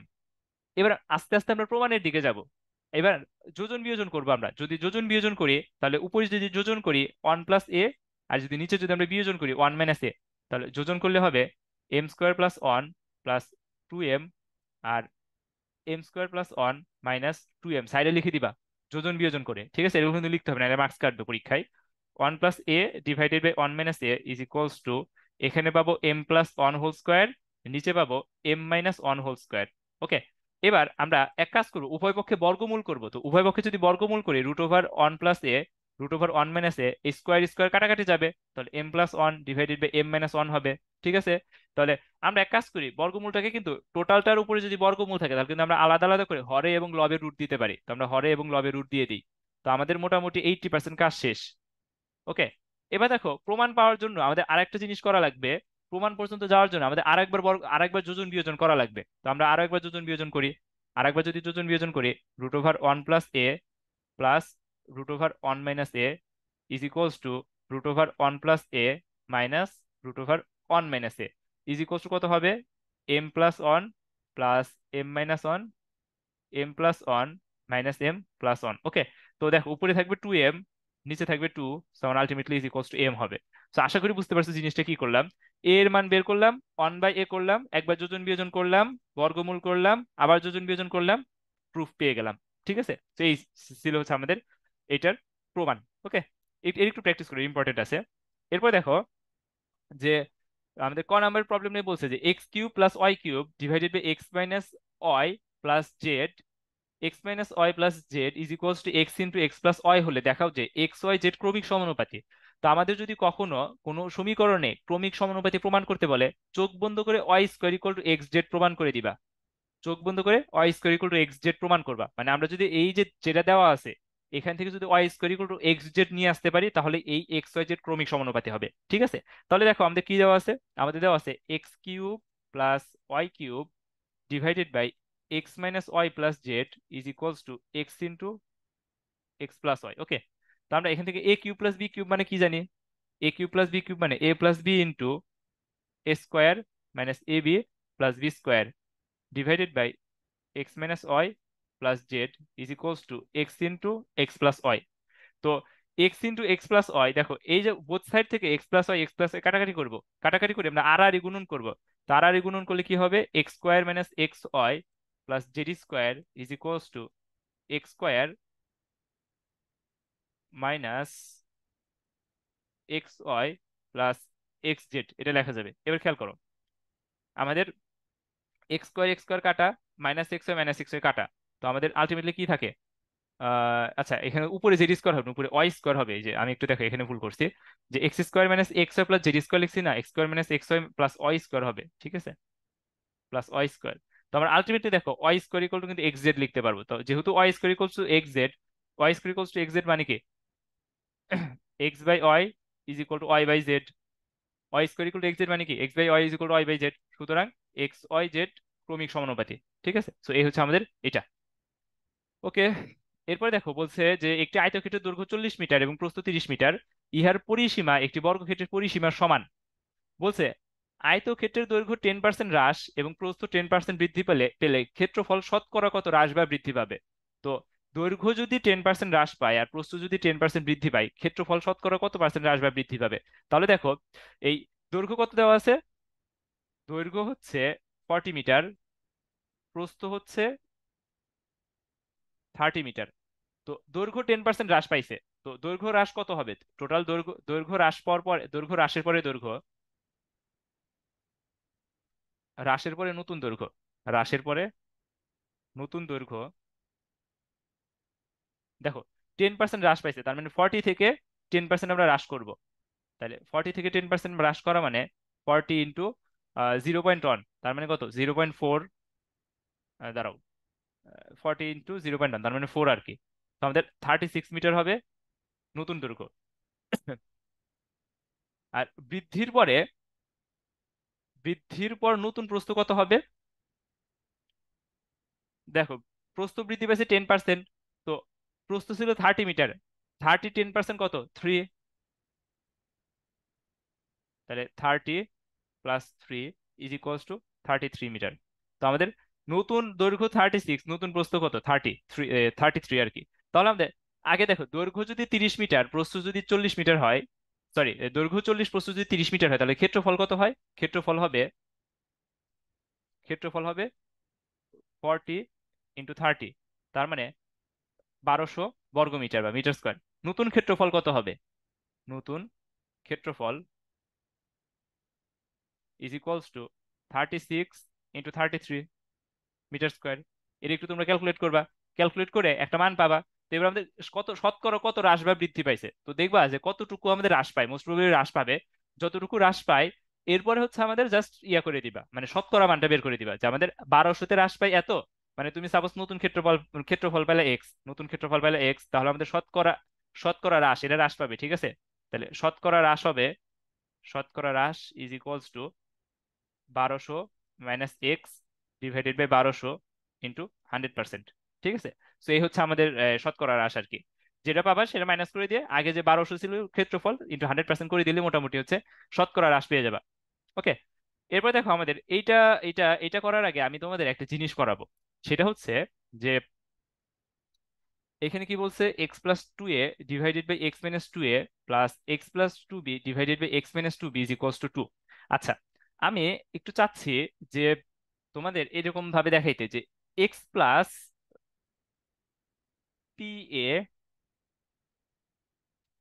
x+pa, আচ্ছা হ্যাঁ, x+pa divided by x-pa plus x+pb divided by x-pb = 2।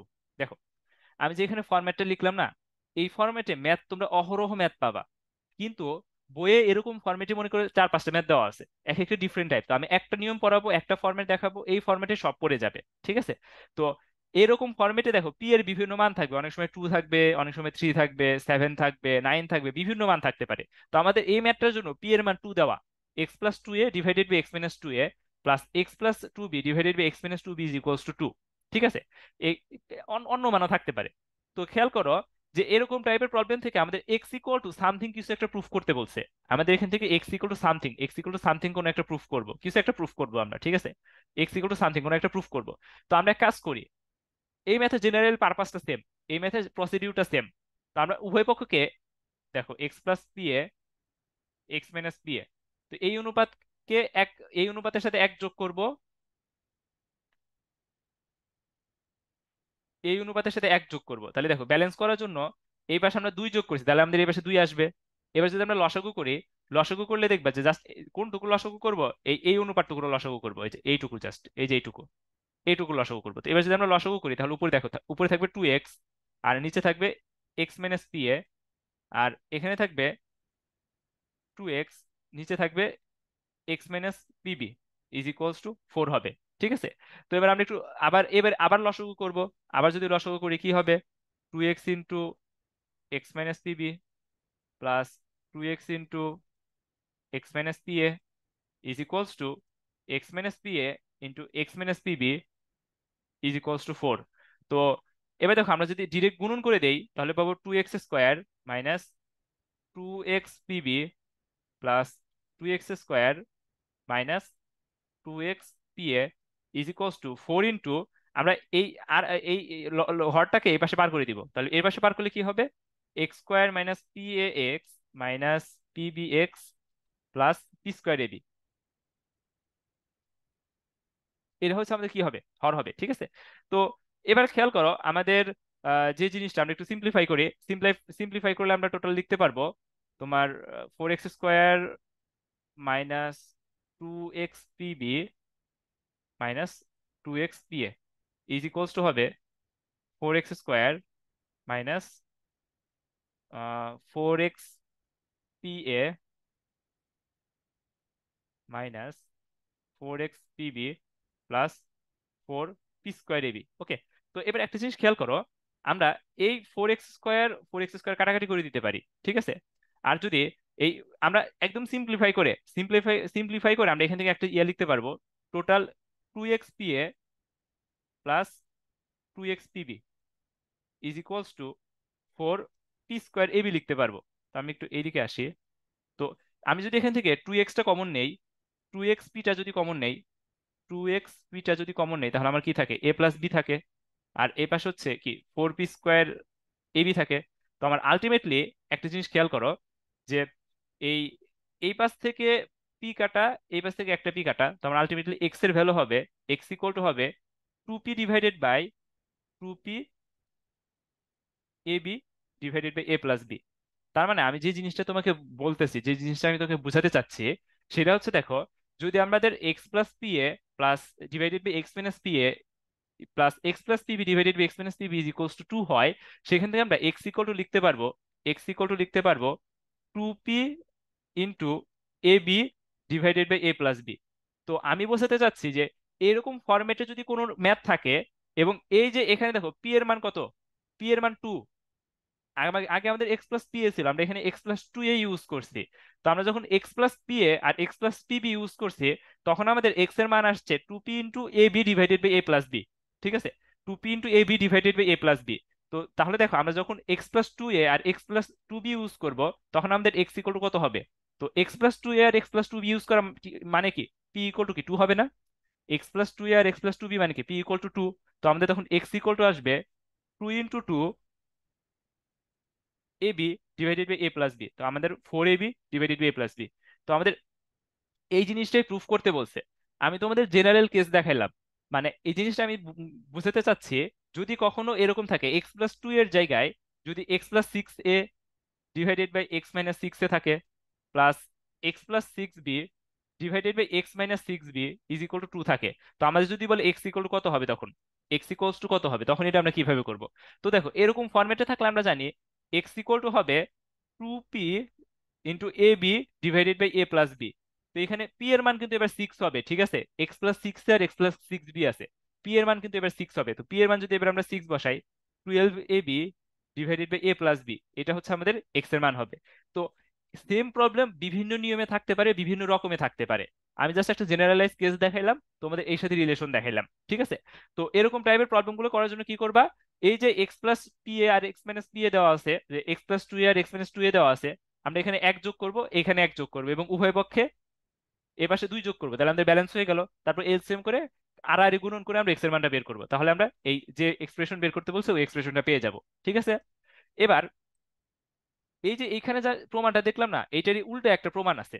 খেয়াল করো যে আমাদের যদি এক্স ইকুয়ালস টু যদি 2p into a b divided by a plus b হলে, আমরা এই জিনিসটা লিখতে পারবো না, তোমার হচ্ছে এক্স প্লাস পি এ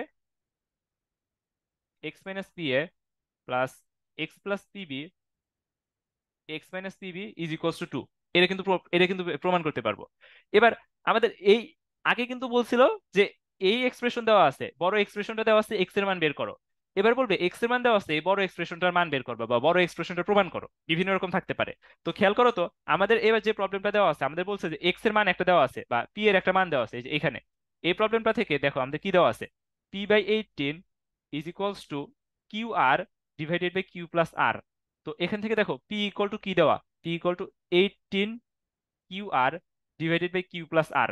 তো আমি যদি এই এই পিটাকে কিন্তু আমরা এই এক্স এর সাথে তুলনা করতে পারি, খেয়াল করো পিটাকে কিন্তু আমরা এক্স এর সাথে তুলনা করতে পারি।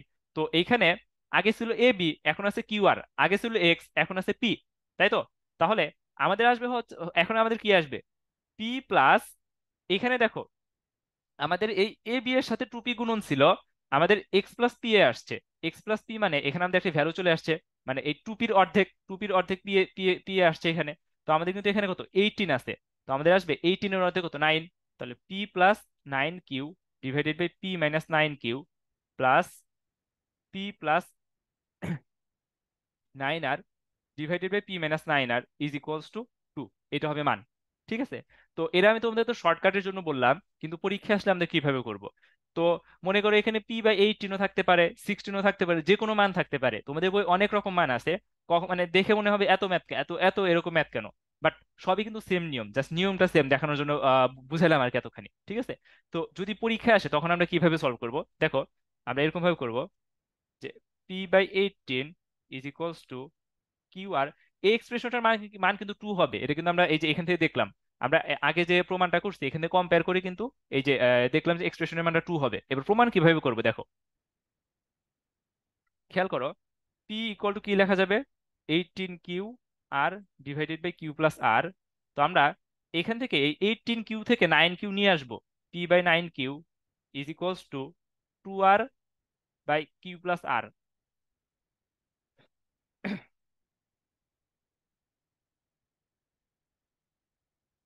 তো আমরা এখানে যোজন বিয়োজন করলাম। তো যোজন বিয়োজন করলে কি থাকবে, q plus r 2r minus q minus R.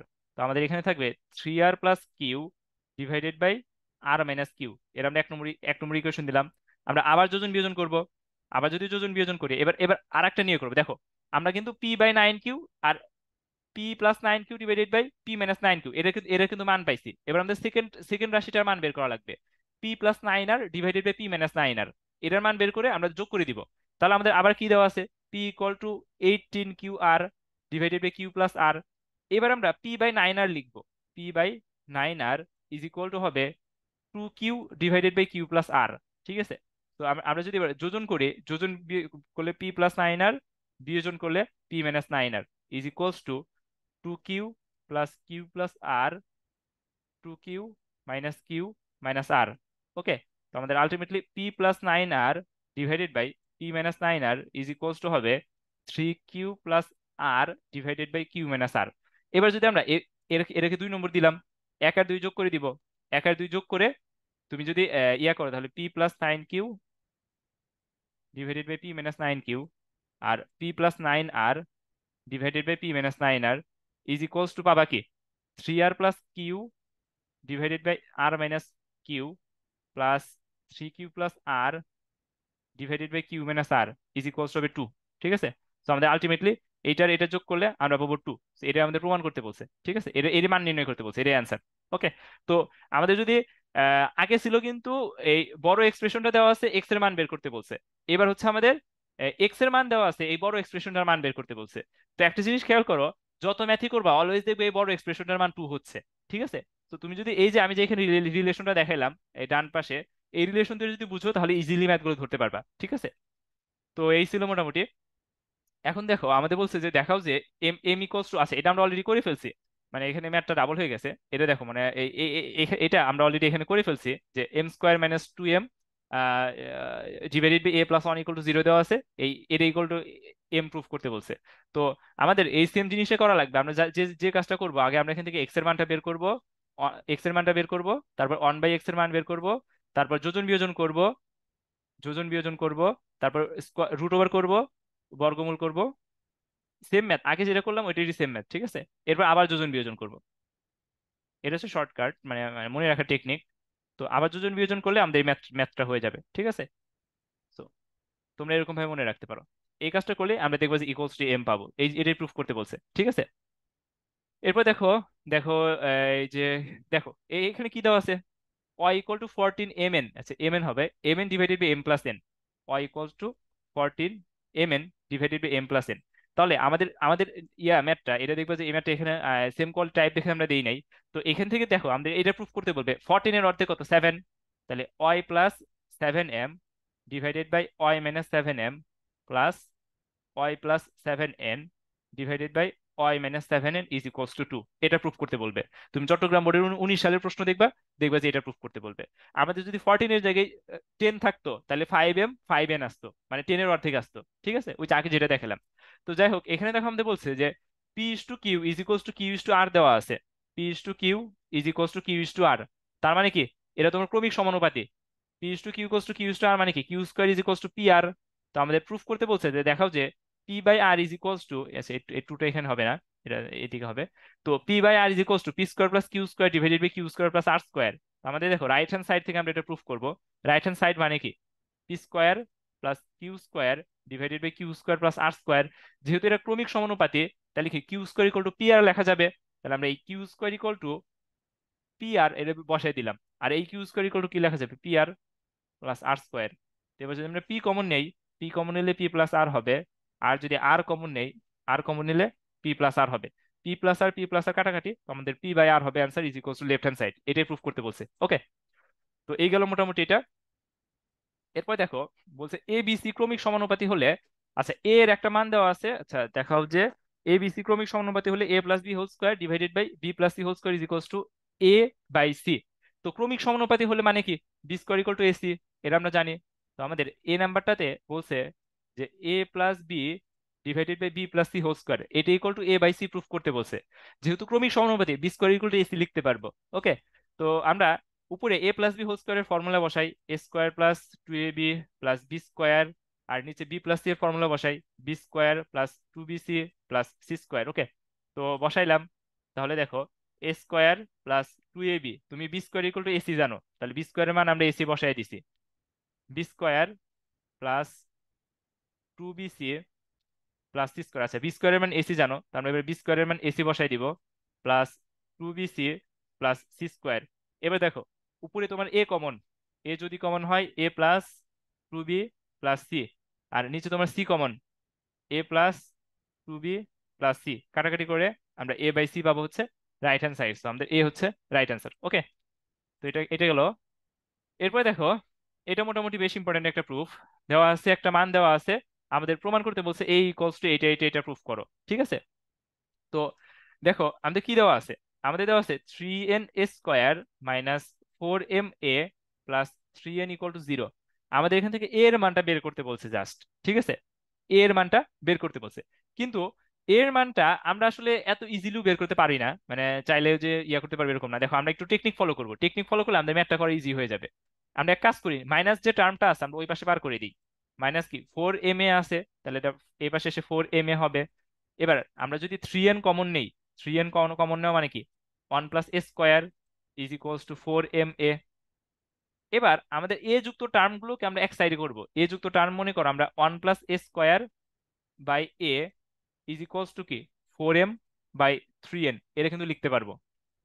1 plus a square by a is equals to 4m by 3n। Okay, এটা লিখতে পারতেছি। এবার খেয়াল করো, এবার আমরা ইয়া করি, মানে একটু যোজন বিয়োজন করি, বা যোজন বিয়োজন না, আরেকটু কাজ করব। দেখো 1 প্লাস এ স্কোয়ার আমরা এই রাশিটাকে 2 দ্বারা ডিভাইড করব। 2 দ্বারা ডিভাইড করলে 2m বাই 3n। কেন 2 দ্বারা ডিভাইড করলে আমি একটু পরে বলতেছি, আগে যোজন বিয়োজনটা করি। তো যোজন বিয়োজনটা তো যদি করি তাহলে 1 plus a square plus 2a divided by 1 plus a square minus 2a is equals to 2m plus 3n divided by 2m minus 3n। এবার খেয়াল করো আমাদের এবার কিন্তু a square plus two a b plus b স্কোয়ারের ফর্মুলা অ্যাপ্লাই করতে পারতেছি। যদি আমরা এই এ এর সাথে টু গুণন না করতাম তাহলে কিন্তু আমরা a square plus two a b plus b স্কোয়ারের ফর্মুলা অ্যাপ্লাই করতে পারতাম না, এবং ম্যাথটা করা কিন্তু কমপ্লেক্স হয়ে যেত। এই জন্য যাতে আমরা a square plus two a b plus b স্কোয়ারের ফর্মুলা অ্যাপ্লাই করতে পারি, এই জন্য হচ্ছে আমরা এই এখানে টু এটাকে টু এ করে নিছি। ঠিক আছে, তাহলে আমাদের এখানে আসবে 1 প্লাস এ হোল স্কোয়ার, আর নিচে আসবে 1 minus a whole square is equals to 2m plus 3n divided by 2m minus 3n। তো এবার দেখো আমরা যদি উভয় পক্ষকে বর্গমূল করি, তাহলে 1 plus a divided by 1 minus a equal to হবে root over 2m plus 3n divided by root over 2m minus 3n। এবার একটা জিনিস খেয়াল করো, আমাদের তো এর মান বের করতে বলছে, আমরা আমরা তো বেশি 1 plus a divided by 1 minus a. আচ্ছা ভালো কথা, এখানে কিন্তু সবগুলোতে সাইড নোট লেখা লাগবে, যে এই যে এখানে যোজন বিয়োজন করছো এটা লেখা লাগবে, তারপরে যে এখানে বর্গমূল করছো এগুলো কিন্তু লেখা লাগবে, না লিখলে কিন্তু মার্কস কাটে, অনেক টিচার মার্কস কাটে। ওকে, তো এবার আমরা আবার যোজন বিয়োজন করব। আবার যোজন বিয়োজন করলে দেখো কি আসবে 1 প্লাস এ প্লাস 1 মাইনাস এ, আর তোমার আসবে হচ্ছে, আচ্ছা আমরা আসলে এখানে একটু একটু মডিফাই করি আমরা। দেখো মানে জাস্ট মাইনাসের ক্ষেত্রে এই জিনিসটা একটু খেয়াল রাখবা, এরকম ভাবে যেরকম ভাবে করছি এটা করলে ম্যাথ হবে, এমন যে না ম্যাথ হবে না, ম্যাথ হবে বাট একটু ঝামেলা হয় আর কি। দেখো সেটা হচ্ছে যে আমরা এই 1 + a² - 2a এটাকে কিন্তু আমরা 1 - a² লিখতে পারি, a - 1² লিখতে পারি। তো আমাদের এই প্রমাণটার জন্য a - 1² লেখা লাগবে, তাহলে নিচে কি a - 1 আসবে। তো এখানে a - 1 আর 1 + a - a+1। তো আমরা যোজন বিয়োজন করব।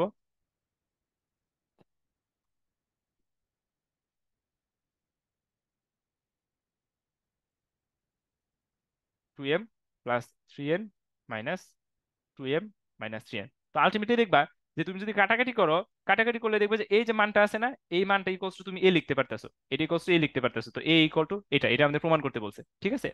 তো এই ছিল এই পর্যন্তই। এরপর দেখো এটা মোটামুটি একটা ইন্টারেস্টিং ম্যাথ। আমাদের কি দেওয়া আছে, দেওয়া আছে p/q is equals two q/r is equals two r/s। তো আমরা ধরবো যে ধরি p/q, q/r এবং r/s ইজ ইকুয়ালস টু কে। আমরা এটা কে ধরে নিব। যদি কে ধরি তাহলে দেখো আমরা কি লিখতে পারি, কে ধরলে আমরা লিখতে পারবো r/s, r/s ইকুয়াল টু কি, কে হবে। তো আমরা এখান থেকে r ইকুয়াল টু কি, s কে লিখতে পারবো।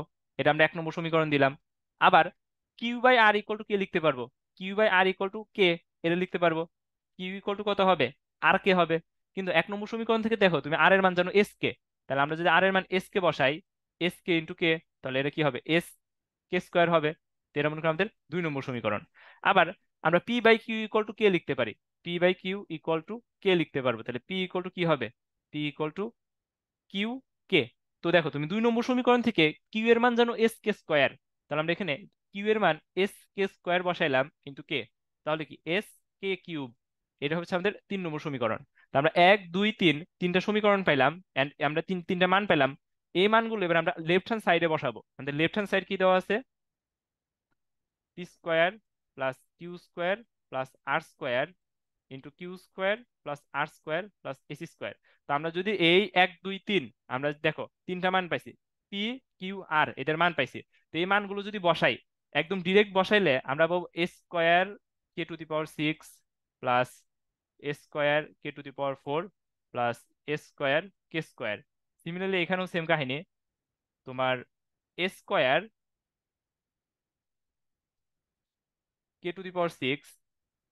a²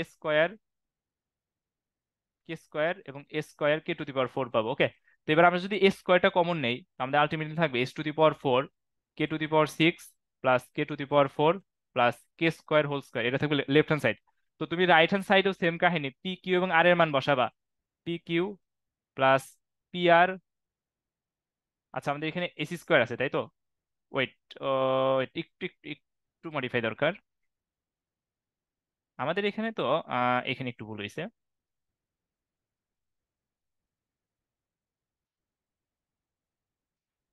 খেয়াল করো যে এখান থেকে আমরা কিউ এর মান কত পাইছি, কিউ এর মান কি s k² মান বসালে a²k⁴ হবে, প্লাস আর এর মান কি পাইছি, আর এর মান পাইছি হচ্ছে s তাহলে a²k² হবে, প্লাস এস এর মান কত পাইছি, এস এর মান তো s²ই, তো s²। তো আমরা যদি এবার s² কমন নেই, s² কমন নিলে লিখতে পারবো k⁶ plus k⁴ plus k² into k⁴ plus k² + 1, এটা লিখতে পারবো, ঠিক আছে।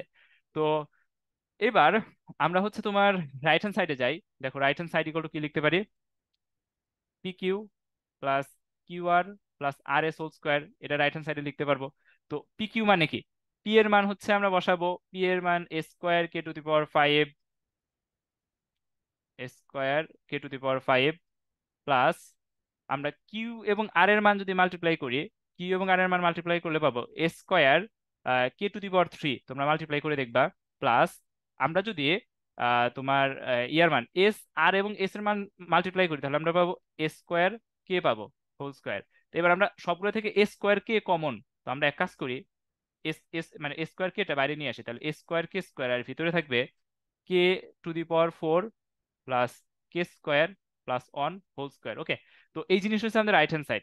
তো লেফট হ্যান্ড সাইডে দেখো আরেকটা কাজ বাকি, লেফট হ্যান্ড সাইড থেকে আমরা এই যে প্রথম এক্সপ্রেশন গুলা এখানে সবগুলাতে কিন্তু কি k² কমন, তাই না, প্রথম এক্সপ্রেশনে কিন্তু k² কমন। আচ্ছা এখানে একটা s⁴ আসবে, তাহলে s⁴ into k² equal to হবে k⁴ plus k² + 1 k⁴ plus k square plus one. আমার আলটিমেটলি থাকবে s to the power four k square into k to the power four plus k square plus one whole square. তো আমাদের left side আর right side কি equal. Okay, এরপর দেখো যে a equal to root over three plus two x, b equal to root over three minus two x হলে x এর মান বের করতে বলছে। তো এটা আমরা একটু দেখি যে এম এর মান ডিরেক্ট আমরা বসাই দিব। এম এর মান root over three plus two x plus root over three minus two x, আর এখানে হবে root over three plus two x minus root over three plus two x. দেখো এটা আমি করে দিব না, তোমরা শুরুতে আগে যোজন বিয়োজন করবা, ঠিক আছে? আগে যদি যোজন বিয়োজন করো m plus one divided by m minus one, এটা করলে আসবে root over three plus two x আর root over three minus two x আর কি। তো এরপর হচ্ছে স্কোয়ার করবা, স্কোয়ার করে আবার যোজন বিয়োজন করলে তোমরা পেয়ে যাবা, ঠিক আছে? এরপর হচ্ছে স্কোয়ার করবা, স্কোয়ার, তারপর আবার হচ্ছে যোজন বিয়োজন, যোজন বিয়োজন করলে তোমরা পেয়ে যাবে, ঠিক আছে? তাহলে আমাদের কাজ শেষ। তো তাহলে তোমরা অ্যান্সার পেয়ে যাবে, এর ইজি একটা প্রবলেম। তো দেখো এখন যেটা আছে খ নাম্বারটা, এটা ইম্পর্টেন্ট। আমাদের প্রমাণ করতে বলছে, প্রমাণ করো যে x cube minus three m x square plus three x minus m equals to zero. খেয়াল করো আমাদের এক্স ইকুয়াল টু কি দেওয়া আছে, এক্স ইকুয়াল টু দেওয়া আছে root over cube m plus one plus cube root over m minus one, আর নিচে দেওয়া আছে সেম জিনিসই, জাস্ট মাঝখানে একটা minus, minus cube root over m minus one. Okay, এবার এই প্রবলেমটা করার জন্য আমরা যোজন বিয়োজন করব। আমরা যোজন বিয়োজন করি x plus one divided by x minus one. যোজন বিয়োজন করলে খেয়াল করবা আমাদের এই যে লবে থাকবে cube root over m plus one আর হরে থাকবে cube root over m minus one. এবার আমরা উভয় পক্ষকে কিউব করব, তার মানে উভয় পক্ষকে যদি কিউব করি তাহলে x plus one x minus one whole cube, আর এই পাশে কিউব রুট গুলো উঠে যাবে, ঠিক আছে? এই পাশের কিউব রুট গুলো কিন্তু তখন উঠে যাবে। তো আমরা যদি x plus one whole cube equal to কি লিখতে পারি, x cube plus three x square plus three x plus one, আর x minus one whole cube equal to কি লিখতে পারি, x cube minus three x square plus three x minus one is equals to M plus one divided by m minus one. আমরা আবার যোজন বিয়োজন করব। আবার যদি যোজন বিয়োজন করি তাহলে দেখো আমি যোজন বিয়োজনটা একবারে করতেছি।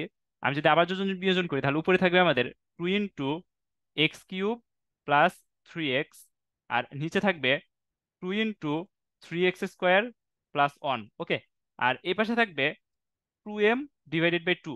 তো সব পাশ থেকে টু টু কাটাকাটি, টু টু কাটাকাটি গিয়ে আমার থাকে x cube plus three x divided by three x square plus one is equals to M by one. Okay, এবার আমরা আর আর গুণন করব। এবার যদি আমরা আর আর গুণন করি তাহলে দেখো আমরা আলটিমেটলি হবে x cube plus three x is equals to three m x square plus m. তো আমরা সবগুলোকে বাম পাশে নিয়ে আসবো, তাহলে x cube minus three m x square plus three x minus m is equals to zero হবে। জাস্ট কিছুই না, এই দেখো আগের প্রবলেম আর এই প্রবলেম কিন্তু প্রায় সেম, অলমোস্ট ইকুয়াল, ঠিক আছে? এবার আগে রুট ছিল, এবার এখানে কিউব আছে জাস্ট। তো সেম জিনিস কিন্তু আমাদের প্রুফ করতে বলছে, ঠিক আছে? তো এই ধারাবাহিকভাবে একটু প্রুফ করে দিবা। তো গ নাম্বার হতে প্রমাণ করো যে এ বি সি ক্রমিক সমানুপাতি। তো এরা যে ক্রমিক সমানুপাতি, এরা প্রমাণ করতে আমাদের কি করা লাগবে, b square equal to AC. এটা যদি প্রমাণ করতে পারি তাহলে এরা আমরা বলতে পারবো এটা ক্রমিক সমানুপাতি। তো আমাদের গ নাম্বারে যেটা দেওয়া আছে এখান থেকে আমরা জাস্ট প্রমাণ করবো b square equal to AC হবে, তাহলে আমরা প্রমাণ করতে পারবো ক্রমিক সমানুপাতি, ঠিক আছে? তাহলে দেখো এটা কিভাবে করবো। আমাদের দেওয়া আছে a square plus b square divided by b square plus c square is equals to A plus b whole square divided by b plus c whole square.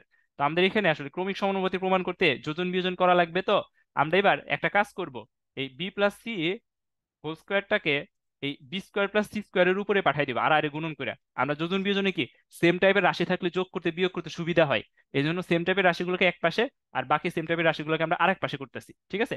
তাহলে এবার দেখো আমাদের এখানে থাকবে a plus b whole square divided by a square plus b square. Okay, এবার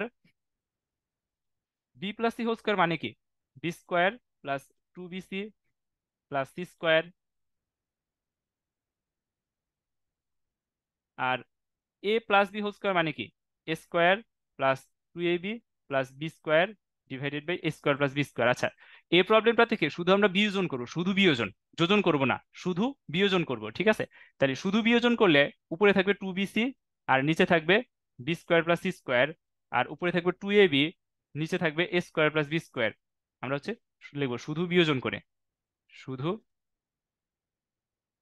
বিয়োজন করে। ওকে, তো তাহলে দেখো আমাদের এই টু বি কাটা c by b square plus c square আর a by a square plus b square.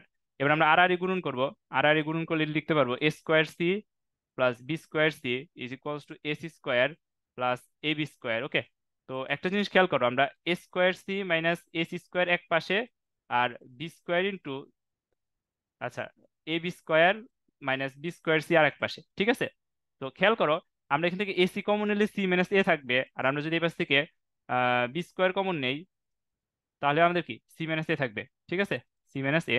আচ্ছা, আমাদের এখানে একটু সাইন মনে ঝামেলা লাগছে, minus a c square a b square minus b c square. তো আচ্ছা, আমাদের এ মাইনাস সি থাকবে এই পাশে, এ মাইনাস সি। তো এ মাইনাস সি কাটাকাটি, আচ্ছা আমি একটু একটু একটু ভুল হয়েছে, দাঁড়াও, এখানে এম এন এস সি হবে, ঠিক আছে। জাস্ট আমি বাম পাশ থেকে এসি কমন নিছি আর ডান পাশ থেকে তোমার বি স্কোয়ার কমন নিছি, ঠিক আছে। তো কাটাকাটি করলে b square equals to AC হবে আমাদের, ইয়া। তাহলে যেহেতু b square equal to AC, তাহলে আমরা বলতে পারি এ বিসি ক্রমিক সমানুপাতি। ওকে, তো এইটা দেখো অলরেডি এটা ইজি আছে। এটা কিভাবে করবো, আমাদের এর ইকুয়াল টু এক্স দেওয়া আছে, জাস্ট আমরা যোজন বিয়োজন করব। শুধু যদি আমরা যোজন বিয়োজন করি, আমরা এই রাশিটা তুলবো, রাশিটা তুলে যোজন বিয়োজন করলেই আমরা তোমার এই root over one plus p আর root over one minus p এর মান পাবো, x plus one divided by x minus one. So এটা হবে আমাদের রাশির মান, ঠিক আছে। শুধু যোজন বিয়োজন, একবার যোজন বিয়োজন করলে হয়ে যাবে, করবা তাই হবে, ঠিক আছে। তো দেখো, এখান থেকে আমাদের প্রুফ করতে বলছে যে x square plus one equals to two x by P.